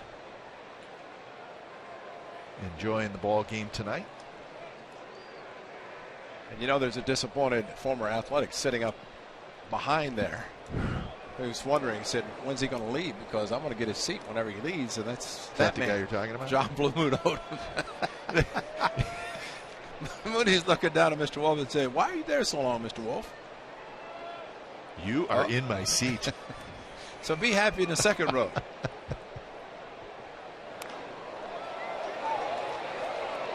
Always good to see Blue Moon Odom. Yeah. Tell you what, I wish he'd take his jacket off because he said he's going to see me. I said, with the shirt you have on, how could we not see you? But he put a jacket on. He's always wearing his Oakland A's cap, jacket, shirt. He's got it all.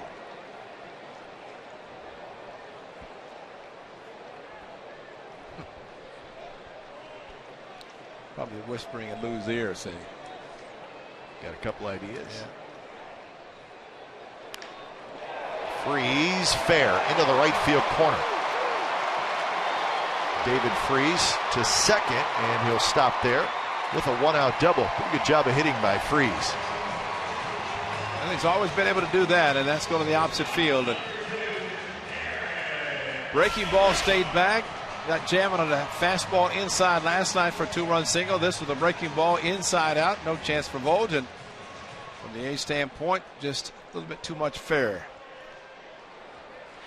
And Ross played the corner very, very well because, again, this curve in the corner, both left and right, you try to charge the ball and it gets by you and just keep rolling.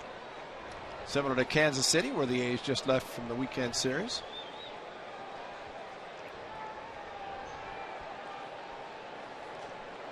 So first pitch to Eric Ibar is a fastball first strike.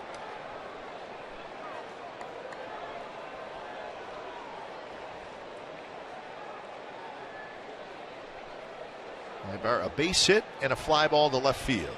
Always seems to be a tough out against the A's. He's tough out against everybody. I think a lot of times, Cap, if you can look out on the field and you see where the infielders and outfielders are playing, it says a lot about the hitter and his ability to use the whole field. And basically, that's what the A's are doing. I mean, straight away in the outfield, straight away in the infield. Sogard slightly playing him, trying to hold the runner close to second, but the whole infield and outfield, you just can't see a pattern developed by Ibar and where he hits the ball. Yeah, he sprays it all over the place. And he's a switch hitter, so you just don't know where it's going. A good play by Josh Phegley. He's kept himself busy tonight. Alvarez throwing again in the A's bullpen.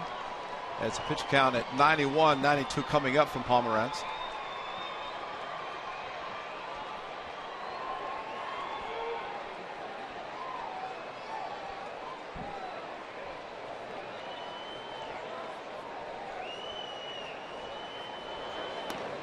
And the curve is a strike, so 2-2 to Eric Ibar. Cowgill is the on-deck hitter. R.J. Alvarez warming up in the A's bullpen. Well, the best curve thrown tonight by Pomeranz has been the one to Trout last inning. Nobody on base, but it's a 3-2 curveball.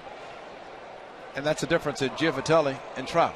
3-2, Giovitelli gets a fastball, hits a 3-run home run. Trout, 3-2, 2 outs, gets a great curveball. There it is. And that curve, strike 3 call. So a couple of curveballs, and Ibar cannot pull the trigger, so he strikes out. And that's 6 strikeouts for Pomeranz. Out of the back door and breaks sharply to the outside part of the plate. And watch Phegley not move his glove, just catches it, and that's it.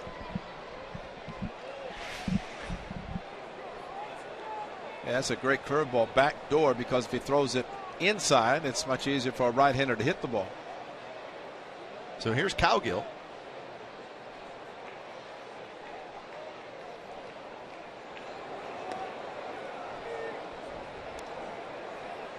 Cowgill has fouled out and he has struck out.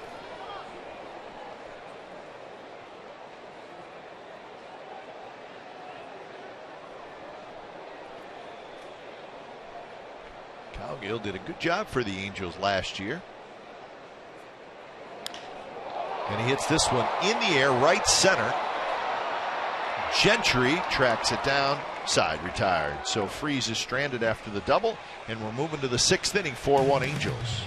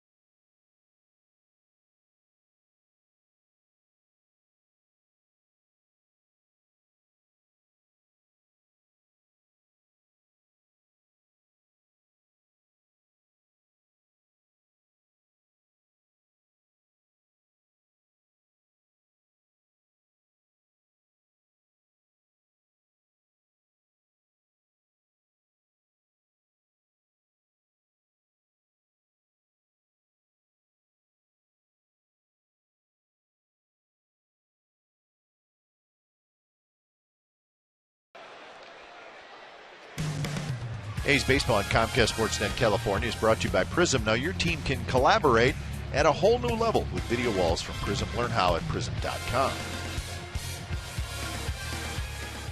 Santiago back to work. 94 pitches as he faces Butler, Ross, and Laurie here in the top of the 6th. He's got 8 strikeouts, and he's walked 3. So there is action out in the Angels bullpen. Pistano did not see Joe Smith last night. Houston Street, of course, the closer. On the infield, it's going to be Ibar who comes in on the grass. So Butler is retired. 1 away here in the 6th. Ramos and Pistano, a lefty and a righty.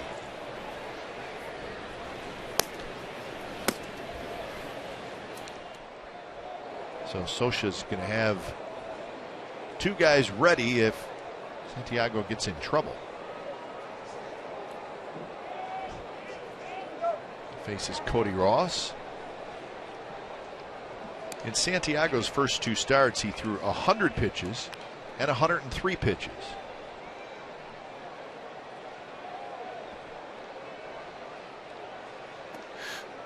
So he's closing in on that.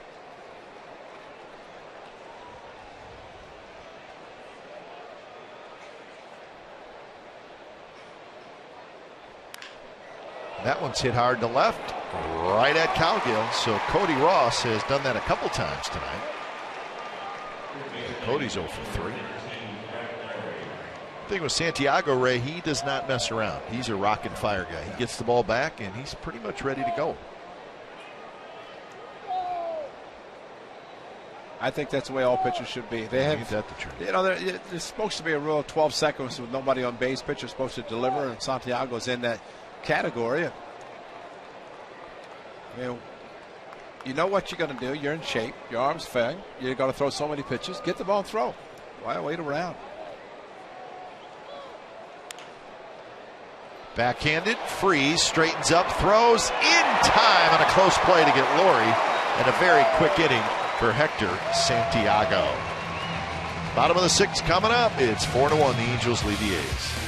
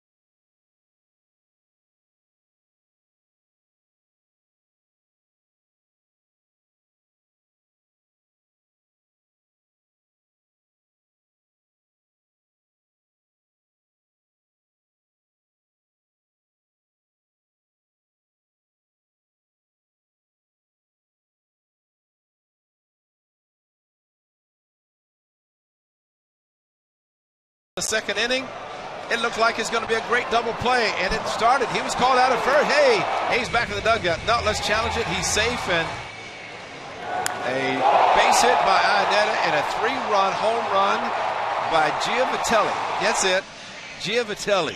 He of the no home run variety. This guy can hit him, and he did. Billy Butler, another former Kansas City Royal, by Giavitelli. In a solo home run, Giavitelli's a 3-run shot. And that's where we stand, 4-1. Angels over the Athletics into the bottom of the 6th inning. Find out what's possible with AT&T. Call 1-800-PIC-ATT, mobilizing your world. Bottom of the 6th inning, it'll be Crone, Ionetta, and Giavitelli. Pomeranz has found the curveball the last couple innings. He caught you like that between innings as Fegley was getting ready to hit with equipment off. The other catcher for the Athletics was at first base, and there's no catchers at home plate. Pomeranz just kind of was standing out there, and the clock was ticking literally. That's a great point. The clock was ticking. Yeah. What do you do? Bob Melvin? Bull Mel? Yeah. But usually it's a position player who's not in the game would grab a catcher's mitt and go up or go out behind plate, warm up the pitcher until the catcher comes out. But nobody volunteered.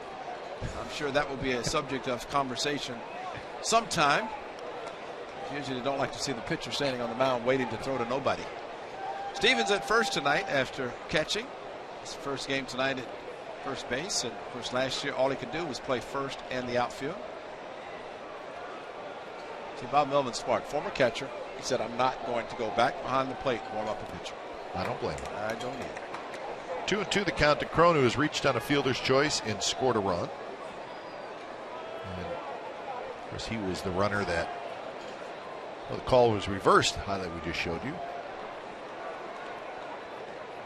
And then he singled in the third, trying to get going. And he rips one toward the gap in right center field. And that's going to roll through to the wall, and Crone's going to hustle the second with a double, so the Angels have to be thrilled with the last couple swings from C.J. Crone. And that's going to be it for Pomeranz, and perhaps batter to batter, and some right-handers due up, except for Calhoun, who's due up third. Looks like R.J. Alvarez is going to get a chance to come in.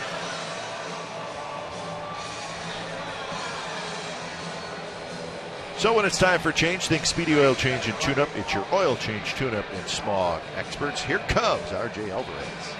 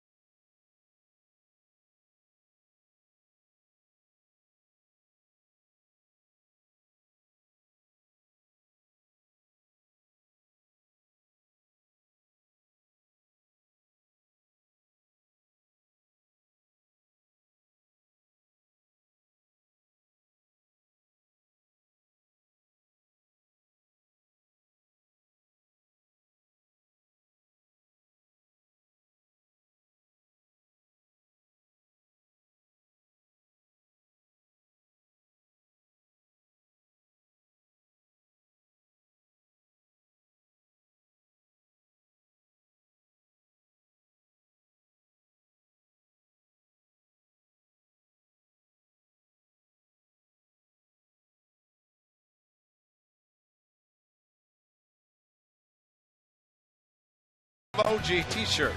That's on Saturday, April 25th. That's coming up this Saturday when the A's take on the Houston Astros. 20,000 fans will receive the creative t-shirt courtesy of Grant Thornton LLP, which features Sean Doolittle, Coco Crisp, and Sonny Gray, and one to be shipped to J.R. Reynolds. Once we get up home and get one, he is already begging for an emoji t-shirt. So we'll have to accommodate that. J.R. always begging for everything. Drew Pomeranz. A good job pitching into the 6th inning. Unfortunately, one bad inning. That was a 4-run, 3-run earned second inning. Other than that, he just gave up 4 hits. So Joe Pomeranz finished for the night. R.J. Alvarez makes his 6th appearance and not pitched since 5 days ago in Houston. The former Angel draft choice, R.J. Alvarez, traded to San Diego, now with, matter of fact, in the Houston Street trade, right? That's right. He was the 3rd-round pick back in 2012 of the Angels. Couple years in their minor league system, and then indeed to the Padres for Houston Street. And his first pitch to Iannetta is in first strike.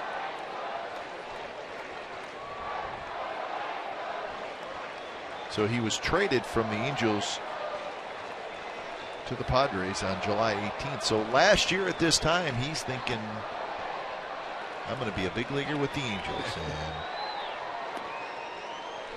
Probably never thought how it could happen that he would be a big leaguer with the Athletics.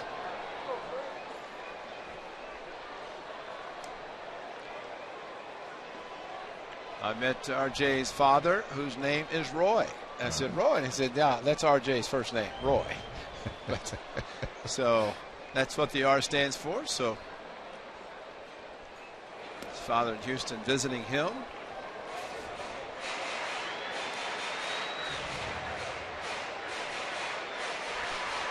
Maybe Kansas City. I think, no, it was Kansas City. That's what it was on the off day at Kansas City. Off day was in Kansas City following the 3 in Houston. They all kind of run together. It's that season-long. That third city trip.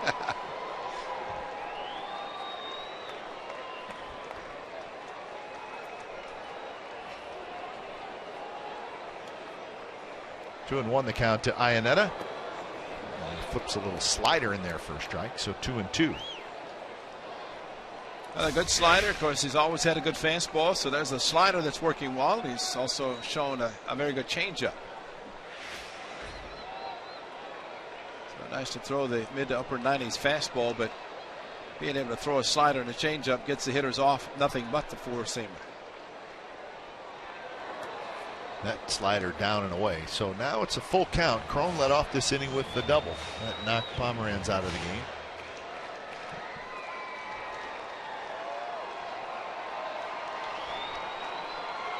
Giavitelli waiting in the on-deck circle. In fact, he's very close to home plate. Closer than I'd want to be if I was the on-deck. Well, you know what? If I were somebody else, I'd tell him to get back in the on-deck circle, which is over by the dugout, because all he's trying to do is pick up the release point of the pitcher. But he's actually closer to home plate than he is to the round on-deck circle. Iannetta strikes out.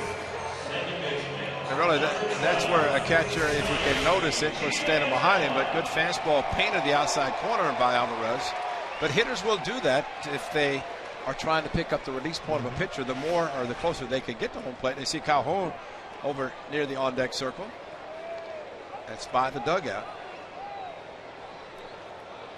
3-run homer for Giavitelli. That was in the second inning, and it's the big hit in this game.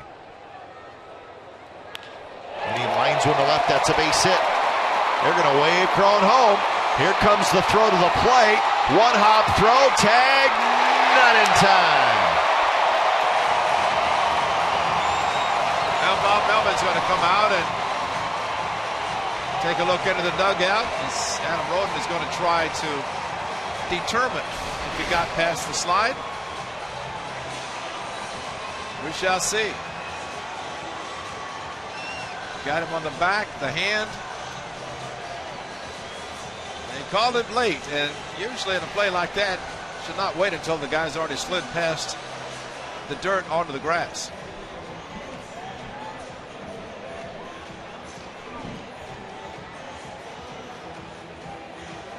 So another bang play. Watch the foot and the tag of the back, or the hand I should say. And if you got him there, he's out. But they're not going to challenge it, figuring that maybe at that point that angle looked like he got him, the other angle looked like he might have missed him, and they decided not to challenge. So 4 RBIs for Giavitelli. And it's now 5-1. That run charge to Pomeranz.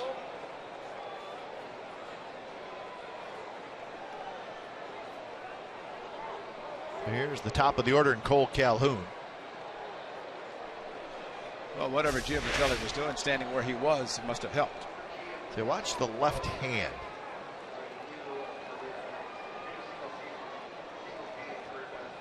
Here's the one. Let's see. The hand's going to touch the plate. Did he tag him there? Evidently not, because his hand did touch the plate. And according to the umpire, Marty Foster, must not have seen a tag applied.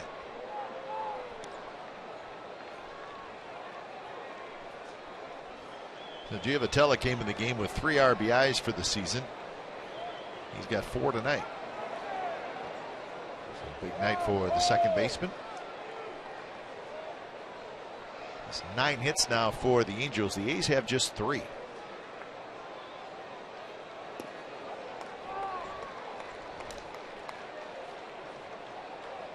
Couple of hits for Calhoun and a foul out.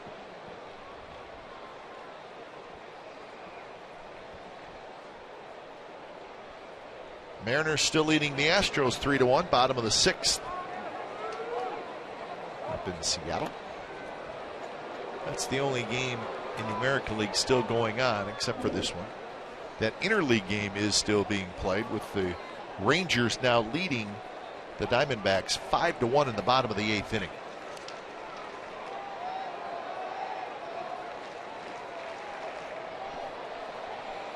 Swing and a miss, 1-2. Toronto beat Baltimore 13-6 in Toronto tonight. Edwin Encarnacion hit a couple of home runs, and the veteran Mark Burley got the win. He is off to a 3-0 start. Got his 200th early in the season, right? Yeah, he's now got 202 career wins. I think he's at 200 and 202. He's 98 from 300. I mean, you start thinking about who possibly could win 300 again. Not a lot. And that hits the umpire. Stops right there on the infield grass. Calhoun will have a hit. That's Mike Winters. And he's basically part of the field. If it hits him, the ball is in play, so it'll be a base hit. And you know, that's good, because that's a first and third. Jim Fratelli would have been a third if balls into center field. So by hitting the second base umpire right there, he tried to move out of the way, and ball's dead, base hit. And Jim Fratelli on his way to third when the ball hit the second base umpire, and that's it. So it goes as a hit for Calhoun. He's got 3.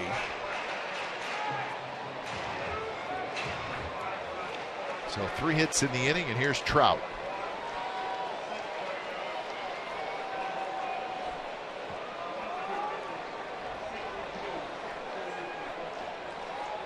Trout has struck out twice, and he has walked.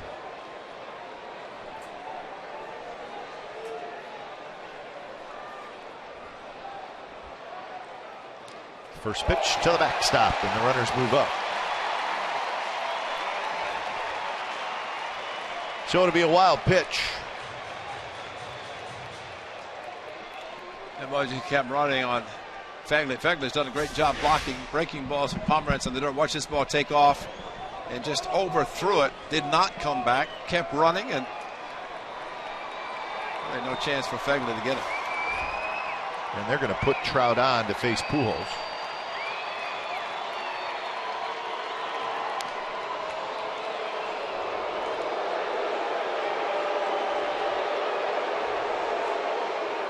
Kind of hoping for a ground ball from King Albert to try to get 2. He seems like the kind of guy that would be upset if you intentionally walk somebody in front of him. Oh, yeah. He's strapping up the gloves a little tighter as we speak.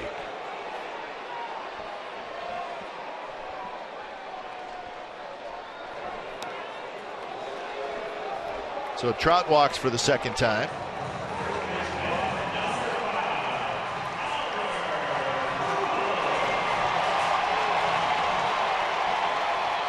So Pujols to hit. He's 0 for 3. He did reach on an error in the second inning. And struck out and grounded out.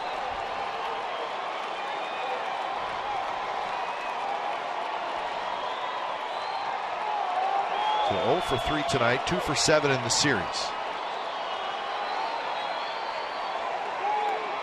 Bases loaded, 1 out. And a slider in there, first strike.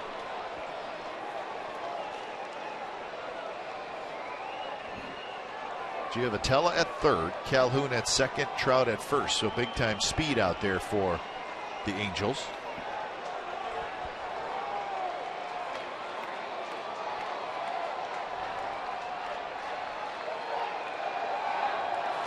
And Fegley tried to block it, squirts away, run scores.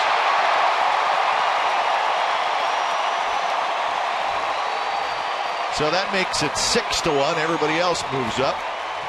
Now they can intentionally walk Pujols to get to freeze. That's what you didn't want to see. A couple of wild pitches in the inning, and this one in the dirt. Fegley in front, came off of his chest protector. Giovatelli down the line like you're supposed to, anticipating exactly what he got. If he had hesitated, it's probably out.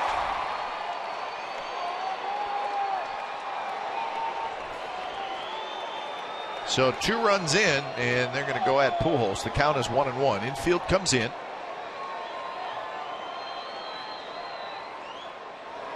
And the pitch is a fastball, 95 miles an hour, and Pujols swings and misses.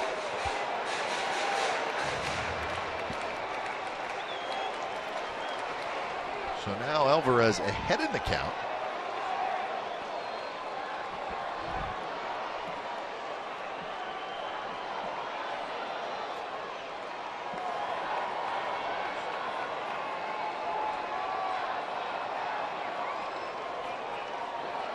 And he got him swinging.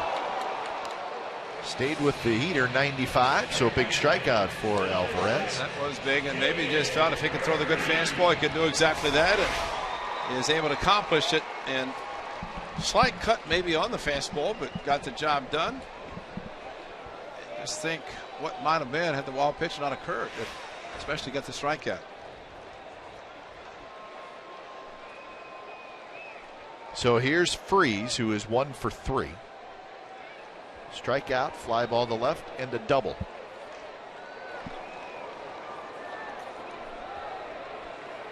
And Freese fouls one right into our booth. Okay, buddy.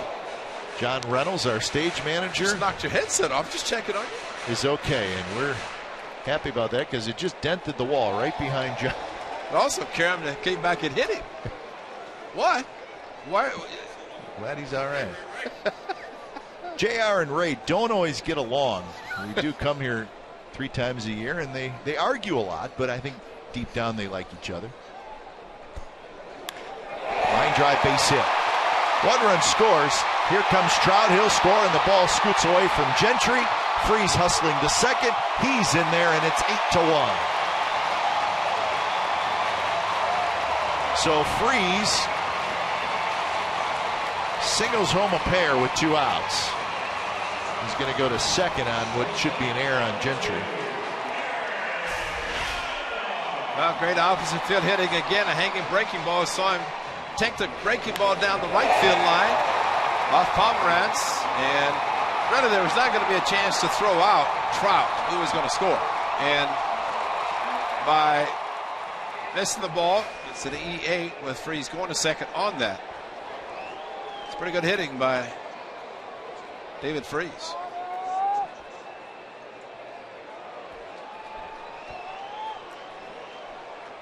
So give Freese a couple of RBIs. He's got 11 now in the year. And here's Ibar, who takes a strike at the knees. So 4 runs here in the 6th. Also 4 in the 2nd, and the Angels lead 8-1.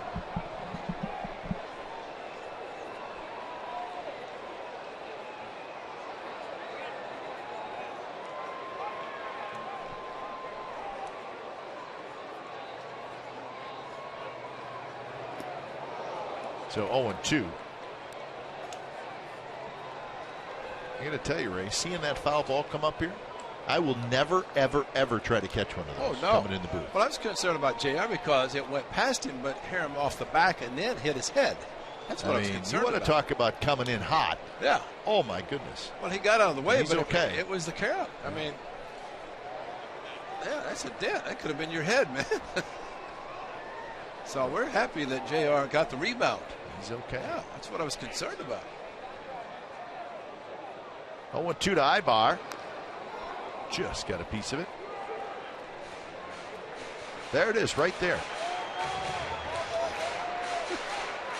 And if JR sits the way he normally sits, you see how close it was. Maybe it did hit him. The rebound, that's what happened. Yeah, this is a broadcast booth where you have to pay attention. Well, Tiger Stadium was the worst. And you talk about close. But this is also close, especially for those that come straight back. Base hit left field. They're going to wave Freese home, and Canna cannot come up with it clean. Freese comes in to score, and it's 9-1. So Canna was ready to come up throwing, and there may have been a play at the plate, but he could not field it clean. Well, he's trying. I mean, you have to give Gary DeSarcina some credit because 2 outs, figured he's going to try to test the arm of Mark Canna. And off-speed pitch hit the opposite field. And I mean, Freese is just approaching third right there when Kenna has the ball in front of him. And he just booted it. Maybe he looked up to see where Freese was, but you have to anticipate that the runner's going to be sent, and you have to know that the Angels are going to be running, regardless. So it's a 5 spot. And R.J. Alvarez, this could be one of those take one for the team. That's right. And you hate to do that to a young pitcher. But it's also, and even though you say it to a pitcher to suck it up, take some innings, some pitches, but you also have an opportunity to show that you can pitch at this level, and especially a team that traded you. You got a pretty good closer, very good closer at Houston Street. First pitch to Cowgill is off the plate by just a little bit, 1-0. Cowgill is 0 for 3. Cowgill is the only Angel who has not been on base tonight.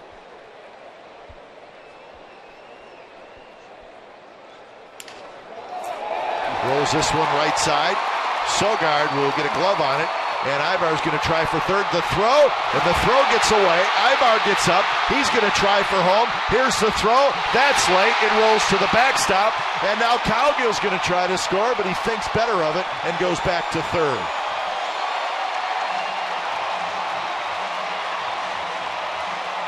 So to say it's getting ugly here in the 6th inning would be an understatement.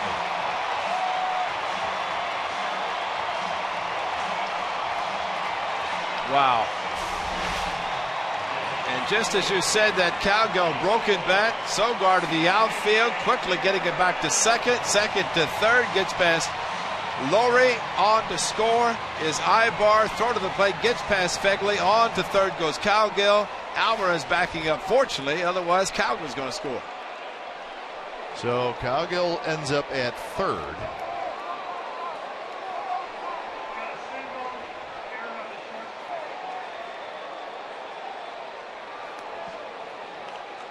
So the arrow on the shortstop, where? Going to third, I guess?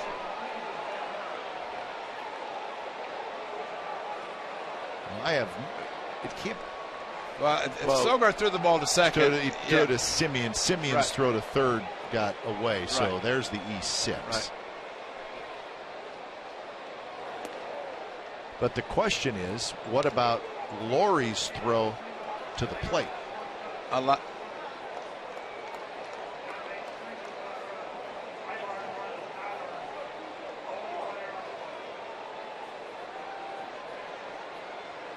Freese scored on Ibar's play, right? He scored on Ibar's single to left field. Ibar was in first with the base hit by Cowgill. Ibar just scored on that last play. Right. He's saying Freese run his earned. Well, So give Cowgill a hit, and that is not Ed Munson scoring tonight. no. I mean, you can't even talk about Freese run. That was already in the previous play with Ibar. But I think my point is How did Cowgill get to Cowgill third? getting to third, Right. there needs to be probably another error. Right. The Lowry throw to the plate that went to the backstop. As of now, just one error. So 6 runs have scored.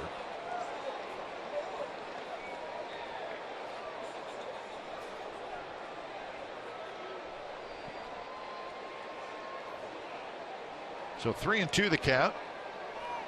Crone started it all with a double. And he swings and misses, so the ugly inning comes to an end. 6 runs for the Angels, so we're going to the 7th. It's Angels 10, the A's 1.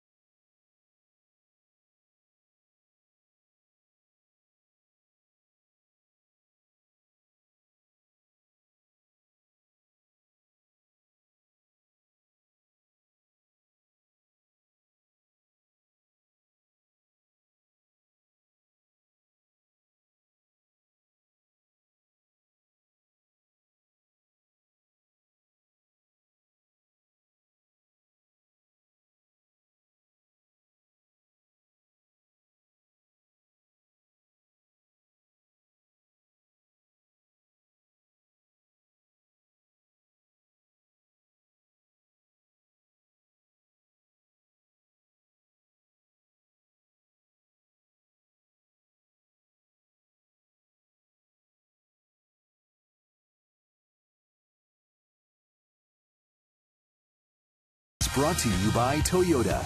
Let's go places. And by Xfinity, home of the most live sports.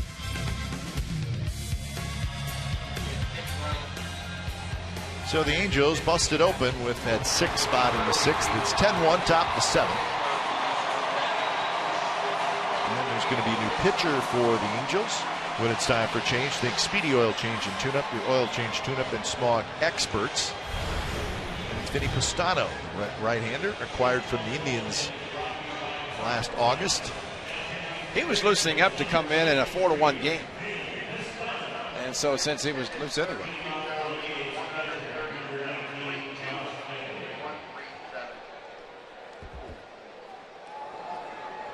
Good outing for Santiago again against the A's. Just one run. That was the Butler home run. He has 8 strikeouts. Or he strikes out 8 in 6 innings. So Pastano to face Fegley, Simeon, and Sogard here in the 7th inning.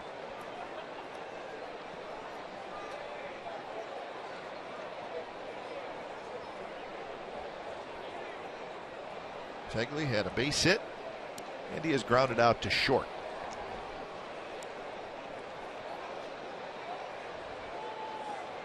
Red Sox beat Tampa Bay today 1-0 in St. Petersburg. Pitchers duo between Wade Miley and Chris Archer. And Miley gets the win. Red Sox off to a good start. They're 9-5 now. Tampa Bay 6-8 with the loss.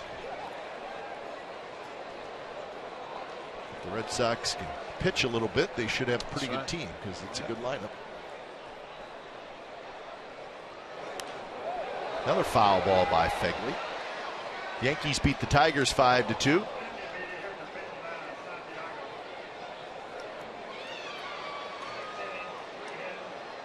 The Yankees get to 7-7. Tigers lose for the 3rd time. They're now 11-3. So both Detroit and Kansas City 11-3.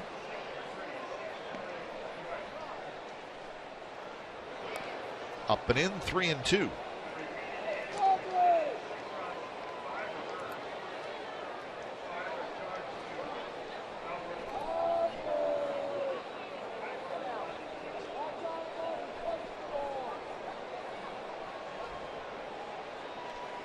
Payoff pitch, and it's rolled foul, headed toward the dugout.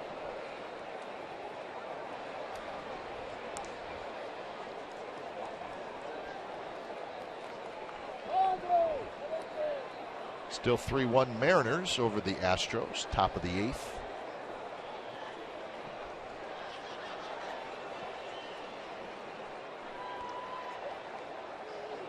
Another 3-2 pitch and another foul ball. This one headed for the upper deck. Fegley giving a good battle to Vinny Pastano.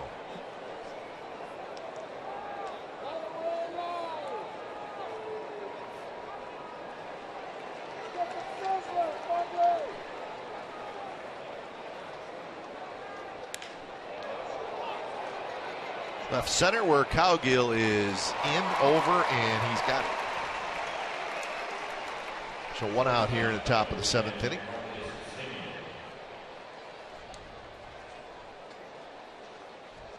So remember to tune in Thursday as the Warriors head to New Orleans. That's Game 3 of their playoffs. Warriors up 2 games to none. Coverage begins with Warriors pregame live at 5:30 on Comcast Sportsnet Bay Area. Fitch, JB, and Roz will all be there. They've been there all year, and they'll be there for Game 3. It's also available to stream live on csnbayarea.com and NBC Live Extra. So the Warriors up 2 games to none. If they can win Games 3 and 4 in New Orleans, they will move on to the next round.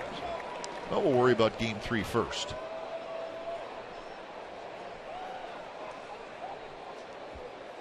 Quick 0-2 to Simeon.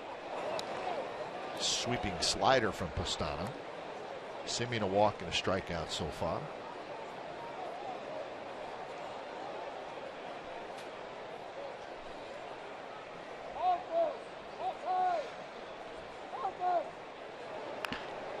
On the ground, like it had a little English on it. Well, it was spinning a little bit, but Ibar grabs it and throws out Simeon 2 away. You know, caught that foul ball that came back here. It hit so hard. I was looking for the new commissioner of baseball, Rob Manfred's name on there. It hit so hard it just completely eliminated his name. I thought it'd be on the back wall or John's head. Maybe it's on JR's head. Interesting. But that's just completely gone, JR. Put that in a souvenir case, buddy.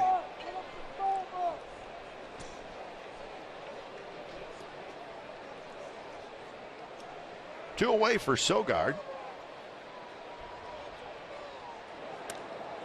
Went inside to Sogard, who has hit a fly ball to the left, and he is struck out.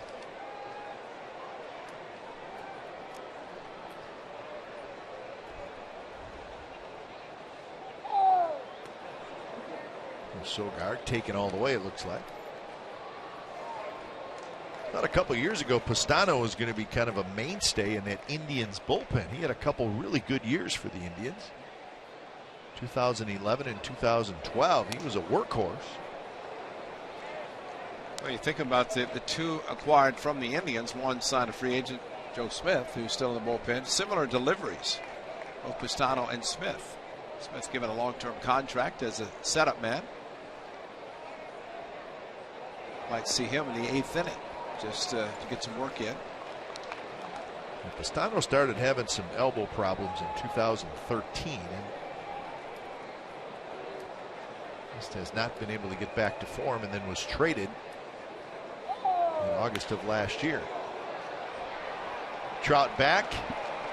He's got it, and Pastano has a 3-up, 3-down inning. We have reached the 7th inning stretch from the Big A in Anaheim. 10-1. Angels lead.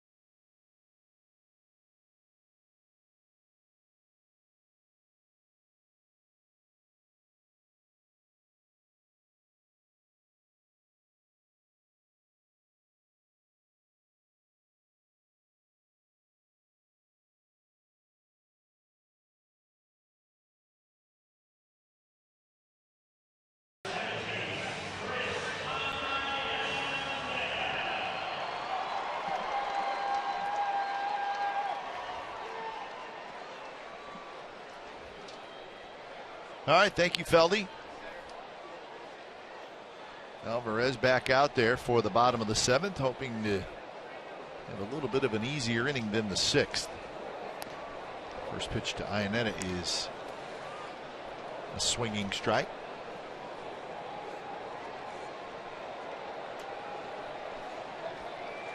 So Iannetta 1 for 3.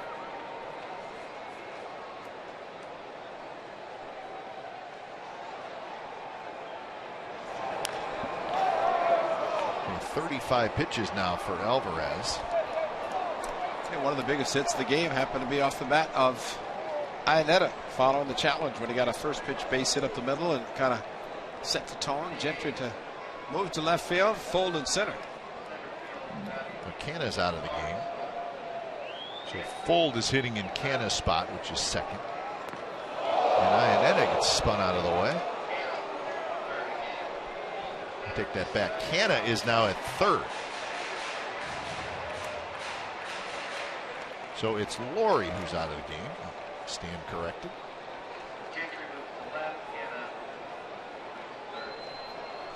Let Laurie a couple of innings off. He's played every game, as you mentioned, and showed the versatility of Mark Canna to be able to move from third. He's played first now, left, and now third.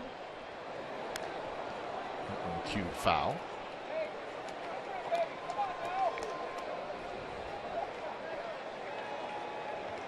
Well, I'm sure Bob Melvin looking for some way to give Laurie a little bit of time, even if it's a couple innings. Yep. We get a night game tomorrow, and you have a 4 o'clock game on Thursday.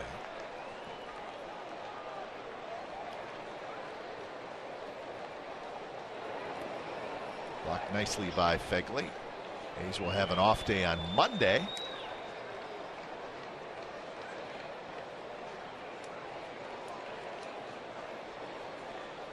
Bob Melvin, Kurt Young talking. Do we leave Alvarez in for this inning and the 8th inning?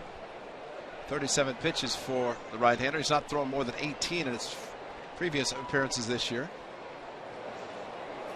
And now 3-2. Well, there's the homestand. 3 against Houston Friday, Saturday, Sunday, Monday off, and then these Angels come Tuesday, Wednesday, Thursday, and then back out on the road. A's will go back out on the road for another 10-game road trip. Hey, wait, weren't the A's just in Houston? Yeah. They go back to, it's the same state. Yes, that's true. You don't want to combine those at all. Up and in again. Iannetta has to spin out of the way for the second time, and he walks.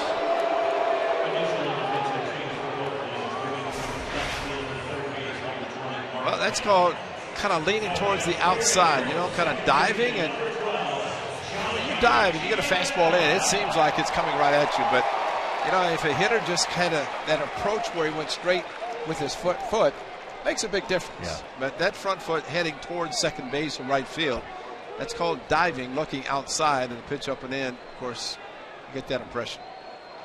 So here's the hero tonight, Gio Vitella, and that one's inside. He's got 4 RBIs tonight, 3-run homer and an RBI single. He scored a couple of runs.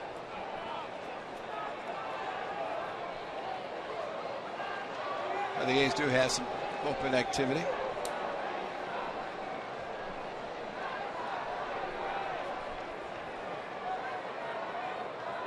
Kurt Young's going to come out and slow things down a little bit. That's the big blow. This is the 3-2 fastball, and after missing with a 2-2 curveball, he looked for it, he got it, he didn't miss it.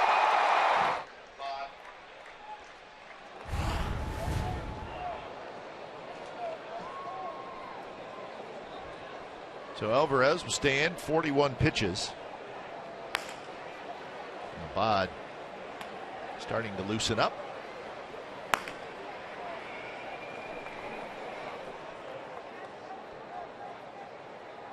Good swing by Gio Vitella. He fouls it straight back.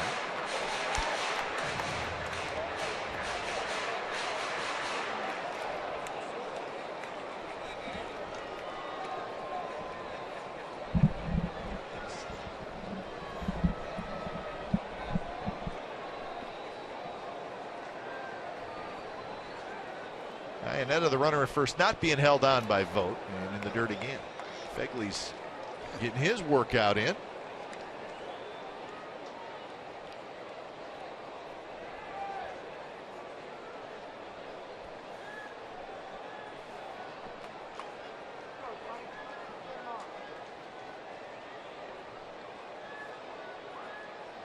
Setting up inside. And that one to the outside, but catches the corner. Good pitch, 2-2. Missed the target, but a good pitch.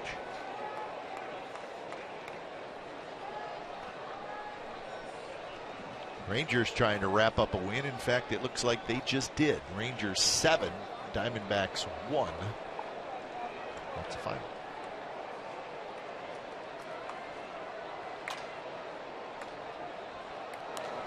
Foul back, and that is into Mark Gubaz's booth. And he ducked. Everybody okay? His monitor got grabbed. It is dangerous up here. I'm telling you. Look at that. Gooby to break it. Oh, wow. Heads up here. Make sure Gooby got the baseball. He's a fan too, right? He's going to want the ball. Well, it'd help if he didn't duck. Catch it. No, he's a smart man. He is not going to try to catch that. That one rattled around a little bit and then hit the monitor that's right in front of him, and that monitor is gone. I may be thinking about doing the whole first base coach, third base coach thing and just wear a helmet up here. I'll bring a glove. Let's see, we have JR to our right, Gooby to our left. Are we next? We go. Scary. I do the game from the back of the booth.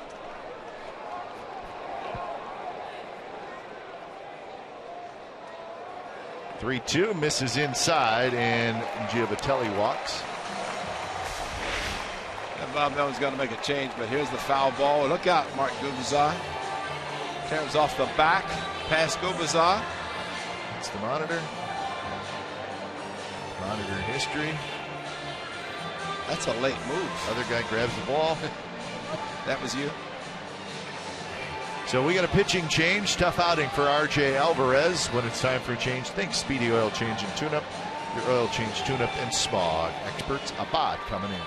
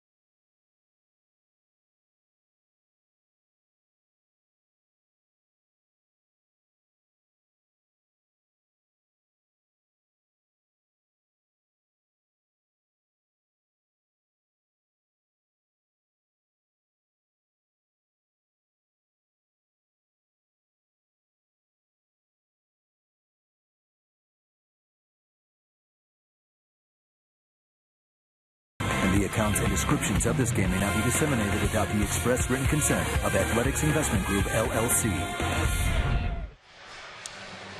Every Thursday home game is Throwback Thursday, presented by Chevron Extra Mile, when the A's play homage to the history of the franchise. Each Throwback Thursday, 5,000 fans will receive a commemorative button highlighting an amazing A's player. For tickets and information, go to athletics.com/Thursday. That would be this coming Thursday. No, next Thursday. A week from Thursday against these Angels.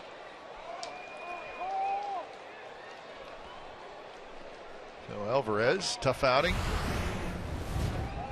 And now it's Abad, and it's been a week since Abad pitched. He last pitched on Tuesday in Houston.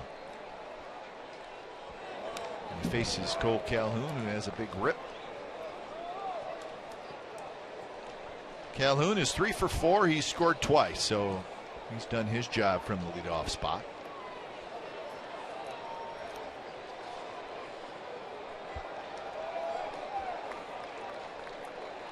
Came in hitting .222. Now he's hitting .275. The joy of the early season. Right. You can raise your average 50, 60 points with one good game. High and deep.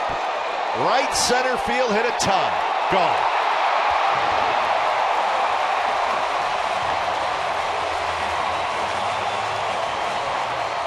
That is something we rarely, if ever, see.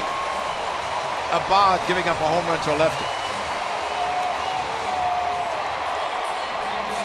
But he hung a curveball. 3-run home run in the second, and a hanging curveball crushed by Calhoun here in the 7th. No doubt. David Ray Calhoun's swings last night did not look good. No. But tonight he's been right on everything.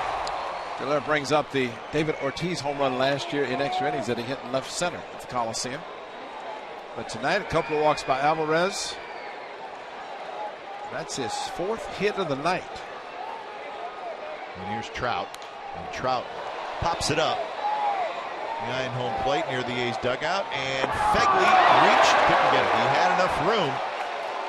Had room to take another step to get closer to the baseball. And he kept the mask in his hand, and then better to get rid of the mask. Kept running over, throw the mask, and that way you can go a little bit more as you reach. Stephen Vogt was there. Long run for Vogt. And I guess that just typifies the night of the A's right there. That just kind of set it off. So we're told that's the 7th home run that Abad has given up to a left-handed hitter. But it's rare we've seen it. Remember the Ortiz last year, and A's had that big comeback scoring in the 9th inning. Remember they hit the home runs, and then Abad pitched the 10th, gave it up. Trout 2 walks and 2 strikeouts tonight. Cues that one. It's going to roll fair. Maybe. No, I was thinking about it.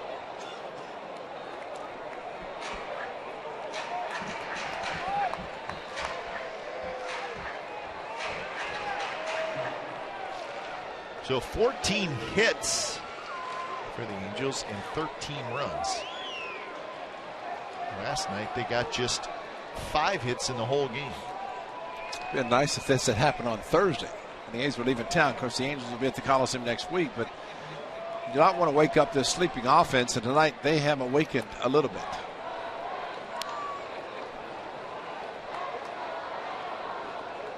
Angels came in with a team batting average of .214. So that'll take a big jump tonight.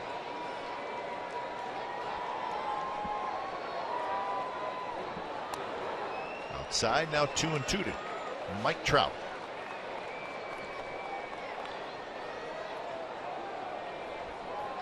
Four in the second, 6 in the 6th, 3 here in the 7th.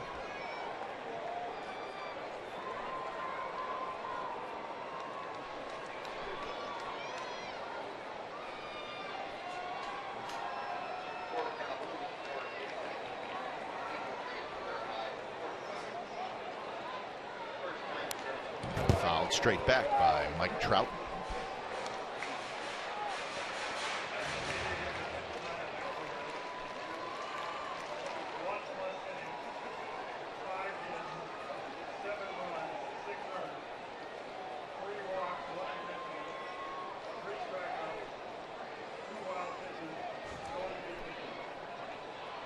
Alvarez ends up throwing 48 pitches for the A's. Hooked down the left field line, fair ball. Gentry picks it up near the line. Trout has a double. And Mike Trout with his 3rd double of the year.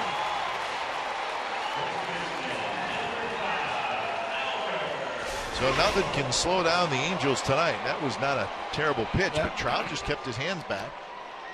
And off speed is a changeup from Abad, and Trout could have had a stand-up double. Did slide into second. I guess when in doubt, hit the ground and slide.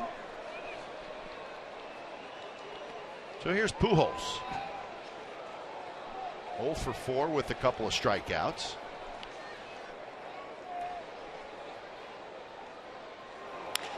Hits that one up the middle, but Sogard playing that way.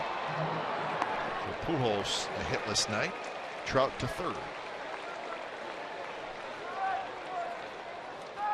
Go figure. So they have all these hits, and Pujols doesn't have any of them.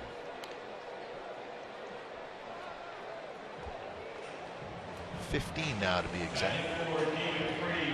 How about what happened just moments ago, Ray, in Seattle? Now going to the top of the 8th inning, the Seattle Mariners were leading the Astros 3-1. But the first place Astros scored 5 times in the 8th inning to take the lead. Jose Altuve had a bases loaded double. And now it's 6-3 Houston in the bottom of the 8th inning. How about that? That is amazing. Look, Gregerson, who keeps getting saves, or getting save opportunities, may have another one tonight. That's amazing. Well, the Astros with a big comeback against a very good bullpen. Yeah.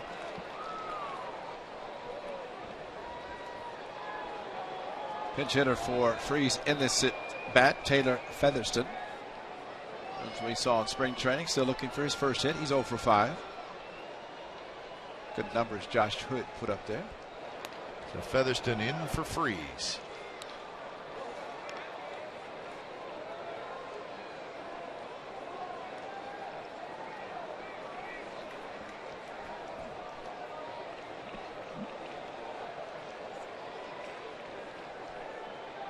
Bod has given up a homer, a double, and then a ground out. And now 3-1. Almost looks like a Bod is used to pitching in tight situations. This obviously is not a tight situation.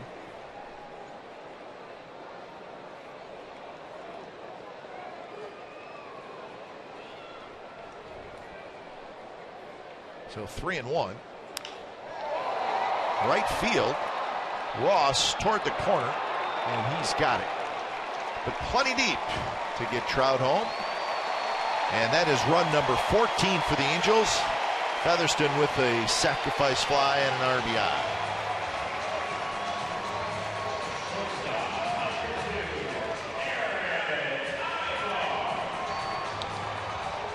Just noticed something on that last fly ball. That tonight, you have 2 players in this game that bat right, throw left. Yeah, Cowgill and Ross. Yeah, how good about call. that? When was the last time that happened? I bet there's a stat on it. We talked about that last week, how it's very uncommon. It's uncommon to have any players at all. That, of course, Ricky Henderson, who the A's had in the first week at the Coliseum.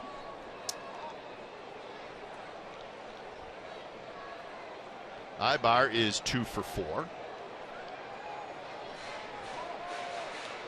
So 14-1, the Angels lead.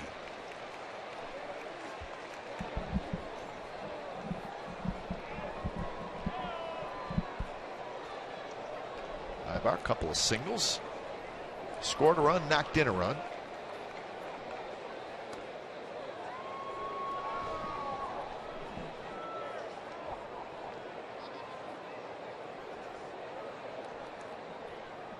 You know, the game closing in on 3 hours here at the Big A.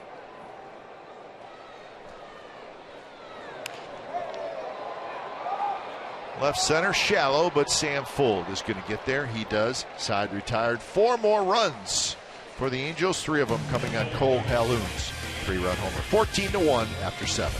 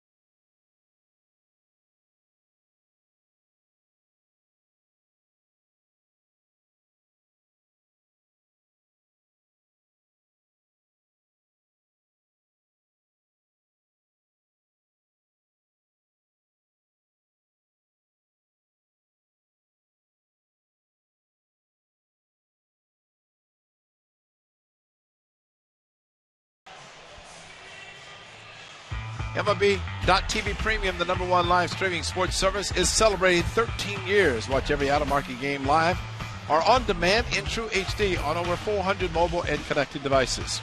Real-time highlights, live look-ins, pitch tracking widget, and more every night on every device. Blackout and other restrictions apply. Visit MLB.TV for details.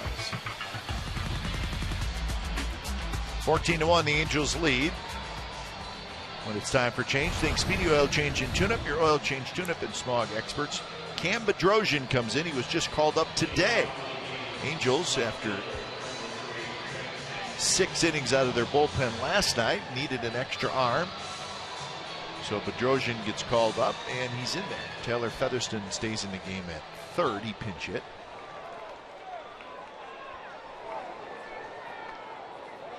And that's backup catcher Drew Butera.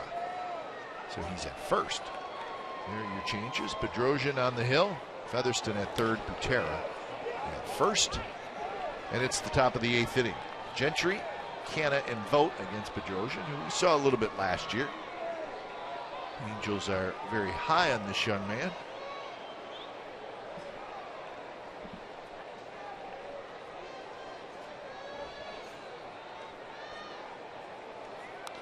Gentry checks his swing, and so it goes for Craig Gentry. He's behind in the count 0-2. He has struck out 3 times tonight, once swinging, twice looking.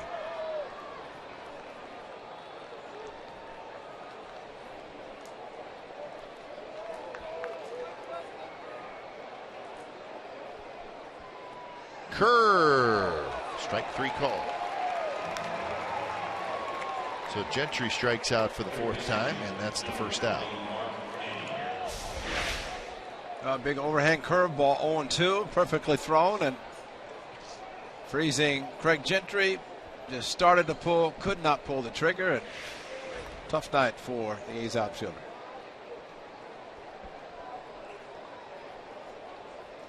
So here's Canna, who's 0 for 2 with a walk. Had a major rarity today in Major League Baseball, Ray. What's that? In a game in Milwaukee, the Reds beat the Brewers 16-10. Wow.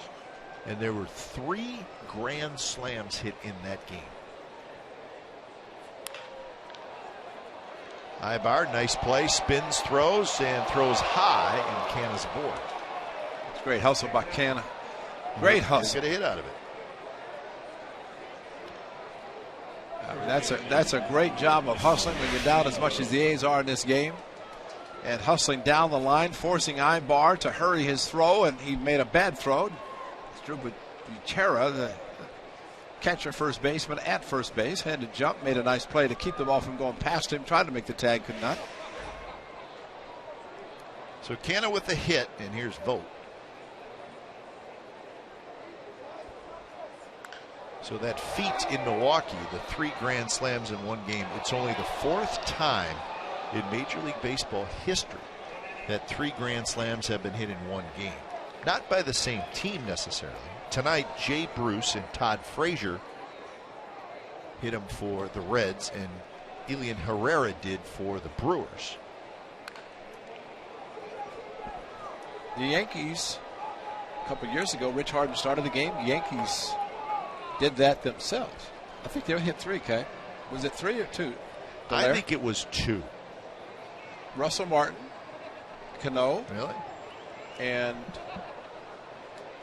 I want to say somebody else. Oh, yeah, you're right. No, you're correct. I'm sorry. It is on our list here. August 25th, 2011. You're right. Yankees hit 3. By themselves, yeah. By themselves. That's the only time that's happened where one team hit all 3. And we got to witness it, and the A's got to be what on was the final, 22-7? Oh, like well, the A's had a big lead early. That's right.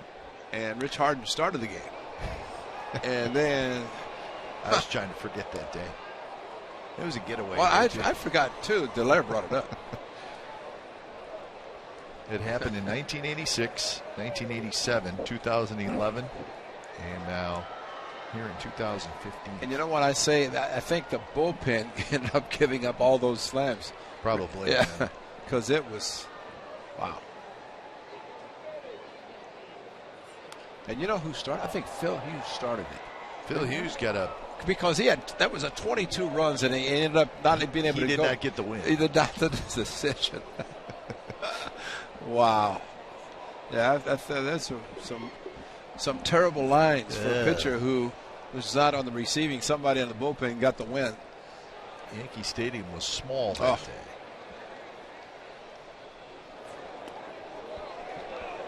Spins the curveball a bit outside. 2-2 to Vogt. Vogt a walk.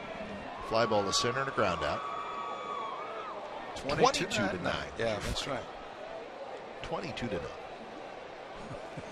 20. Yeah, Curtis Granderson. Thank you, DeLaire. Bruce who? Bruce Billings. That's right. Bruce Billings. It's all coming back to us now, Ray.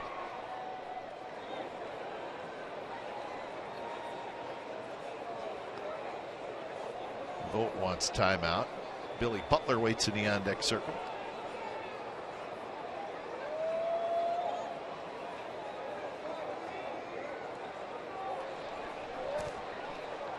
Three-two pitch in the dirt. Bounces to the backstop. Vogt will have a walk. So now he deserves to walk when you're up 14-1 and you're throwing a 3-2 slider. That getter and Cam Pedroza trying to keep his ERA down. Gives up an infield hit to Canna. Hustler. And now a 3-2 slider.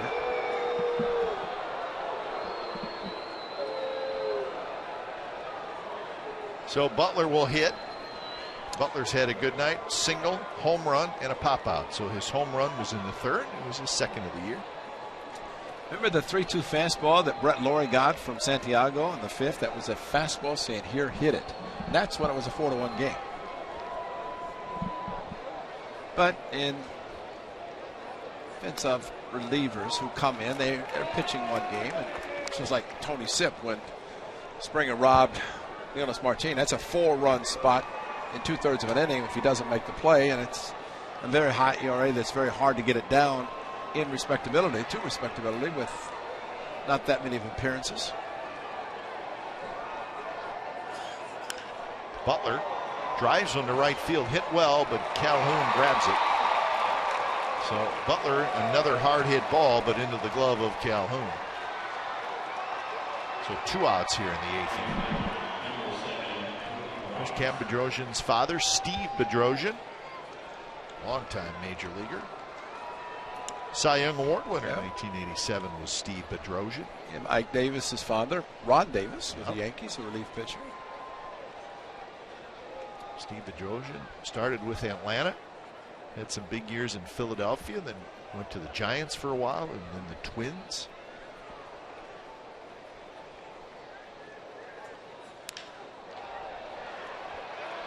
Ross to center. Trout grabs it. Side retires. And Cody Ross is 0 for 4. Bottom of the 8th coming up. It's the Angels with a 14-1 lead.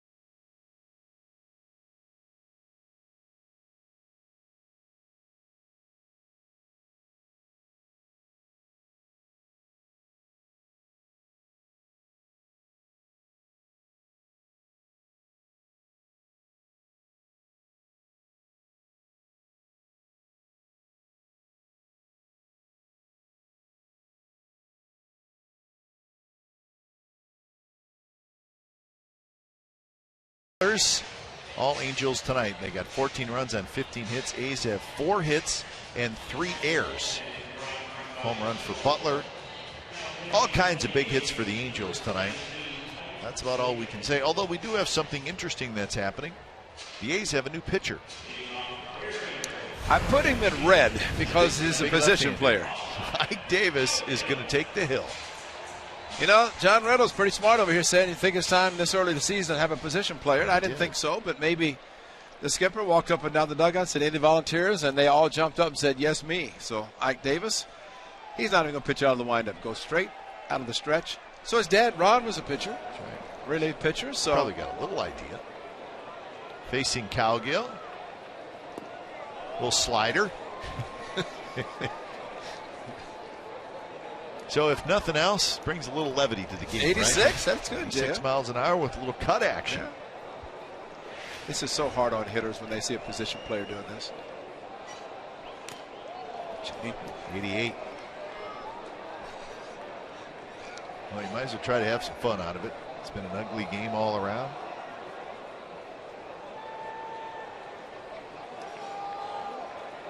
Cron to follow, and then Iannetta. Yeah, Brett Lawrie's out of the game. Decides he's going to get up onto the top step and watch this. Why not?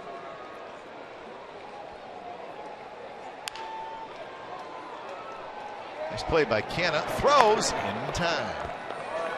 So Ike Davis right around the plate with decent stuff.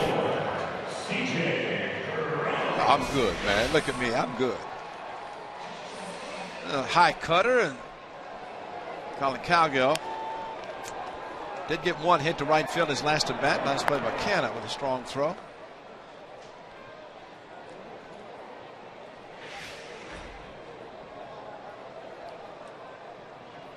So that'll bring up Cron. First pitch, a little bit high. Yeah, my favorite, Delary just mentioned Frank Menechino. That was 2000. That was at Colorado. And that was the first game of a doubleheader on a makeup of a rainout the night before. Nice play. Semien gets up, throws in time. Marcus Semien with a very nice play. When I was thinking of Frank Menechino pitching that game, and I'll never forget his comment afterwards. He said, I had to stand on top of the mound and pitch. He said, I wanted to stand behind and do a little crow hop. Get a little running start. You know, because as an infielder, you catch the ball with a crow hop and you throw. But as a pitcher, you have to stand on the mound. Nice play by Semien, and a quick throw. So 2 up, 2 down by Ike Davis, the A's future reliever from the left side. I had one of these one time where Buck Martinez, now broadcaster with the Toronto Blue Jays, were with the Brewers. He pitched and I caught. So 2 catchers on the mound, 1 on the mound, and 1 behind the plate. Well, we got to ask Buck about that when we get to Toronto. He's Toronto. Good. 2-0 to Iannetta. See, catchers always throw great BP because 4-seam right over the top, and that's what hitters like.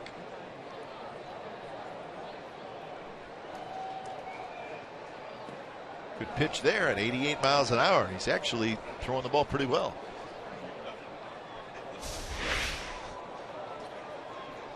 That is a very good pitch. Right at the knees on a 2-0. He looks like a natural. Right at Canna, who scoops it, and that's going to be a 3 up, 3 down inning. 9 pitches for Ike Davis, and Ike, we're impressed, and so are your teammates. Nice job by the crafty left-hander.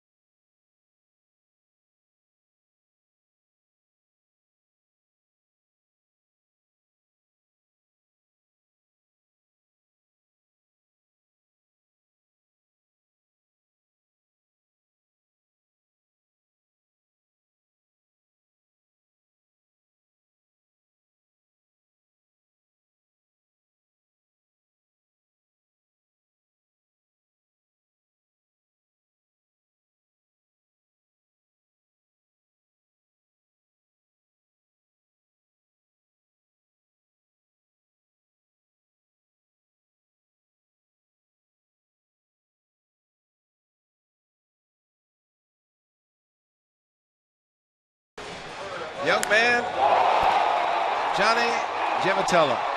A 3-2 fastball.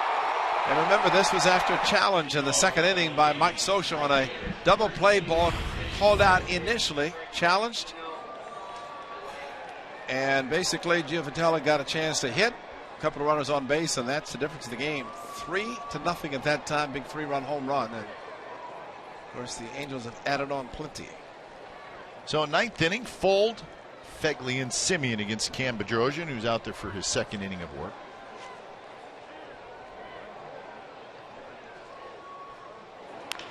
And Fold shoots one into center field for a base hit.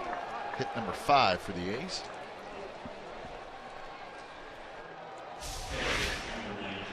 Good inning for Ike Davis. His dad would be proud. He probably will get a call from his dad, or he'll call his dad, who's in Arizona. And I asked Ike, I said, what's your dad doing? He said he's teaching pitching. He's got some camps he's running and instructing, which is not a bad idea. Mike Scioscia asked Ike how his dad was doing. I was familiar with him. It's a swing on Fegley. I think you better swing because they're going to call him anyway. Anything close is going to be called. That game's a final now in Seattle, and the Astros won 6-3. They used that 5-run top of the 8th inning. It was Furbush and Farquhar, the two Mariner relievers, that gave it up in that 5-run 8th inning. So the Astros get a big win. As Fegley swings and misses, so Fegley quickly retired. So it's 10 strikeouts by Angels pitchers tonight.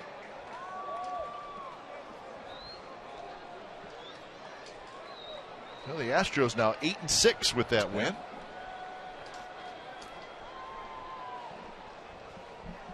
Got a chance, unless the A's can have a remarkable comeback, to be the only team in the Western Division with a 500 record, actually plus 500. And they'll be at the Coliseum Friday, Saturday, Sunday, so a team you cannot take lightly, as was the case a couple of years ago when the Astros joined the American League. Didn't take them lightly, but they didn't win a lot of games, but that's not the case now.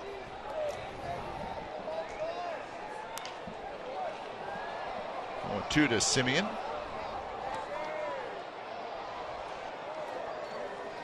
Fold the runner at first. He had the base hit.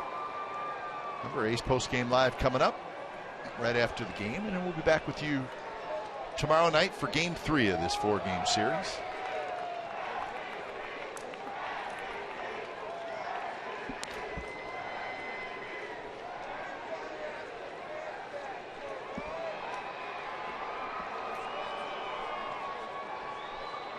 Sonny Gray against Weaver. It's going to be a little bit of a difference in the velocity of those two tomorrow night. High in the air. Drifting back is Cowgill. And Cowgill has it for the second out.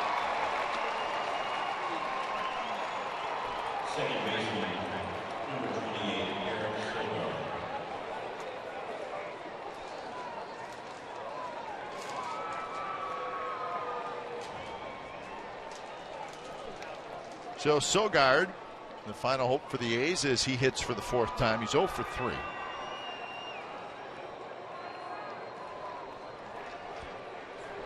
First pitch from Bedrosian is low. So Santiago, Hector Santiago, is in line for the win.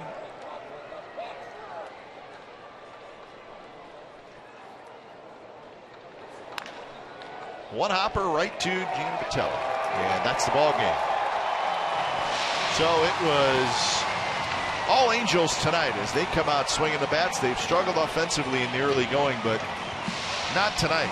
They get some big hits, 3-run homers, and they even up this 4-game series at a game apiece with the win tonight. Final score tonight from the Big A, it's the Angels 14 and the Athletics 1.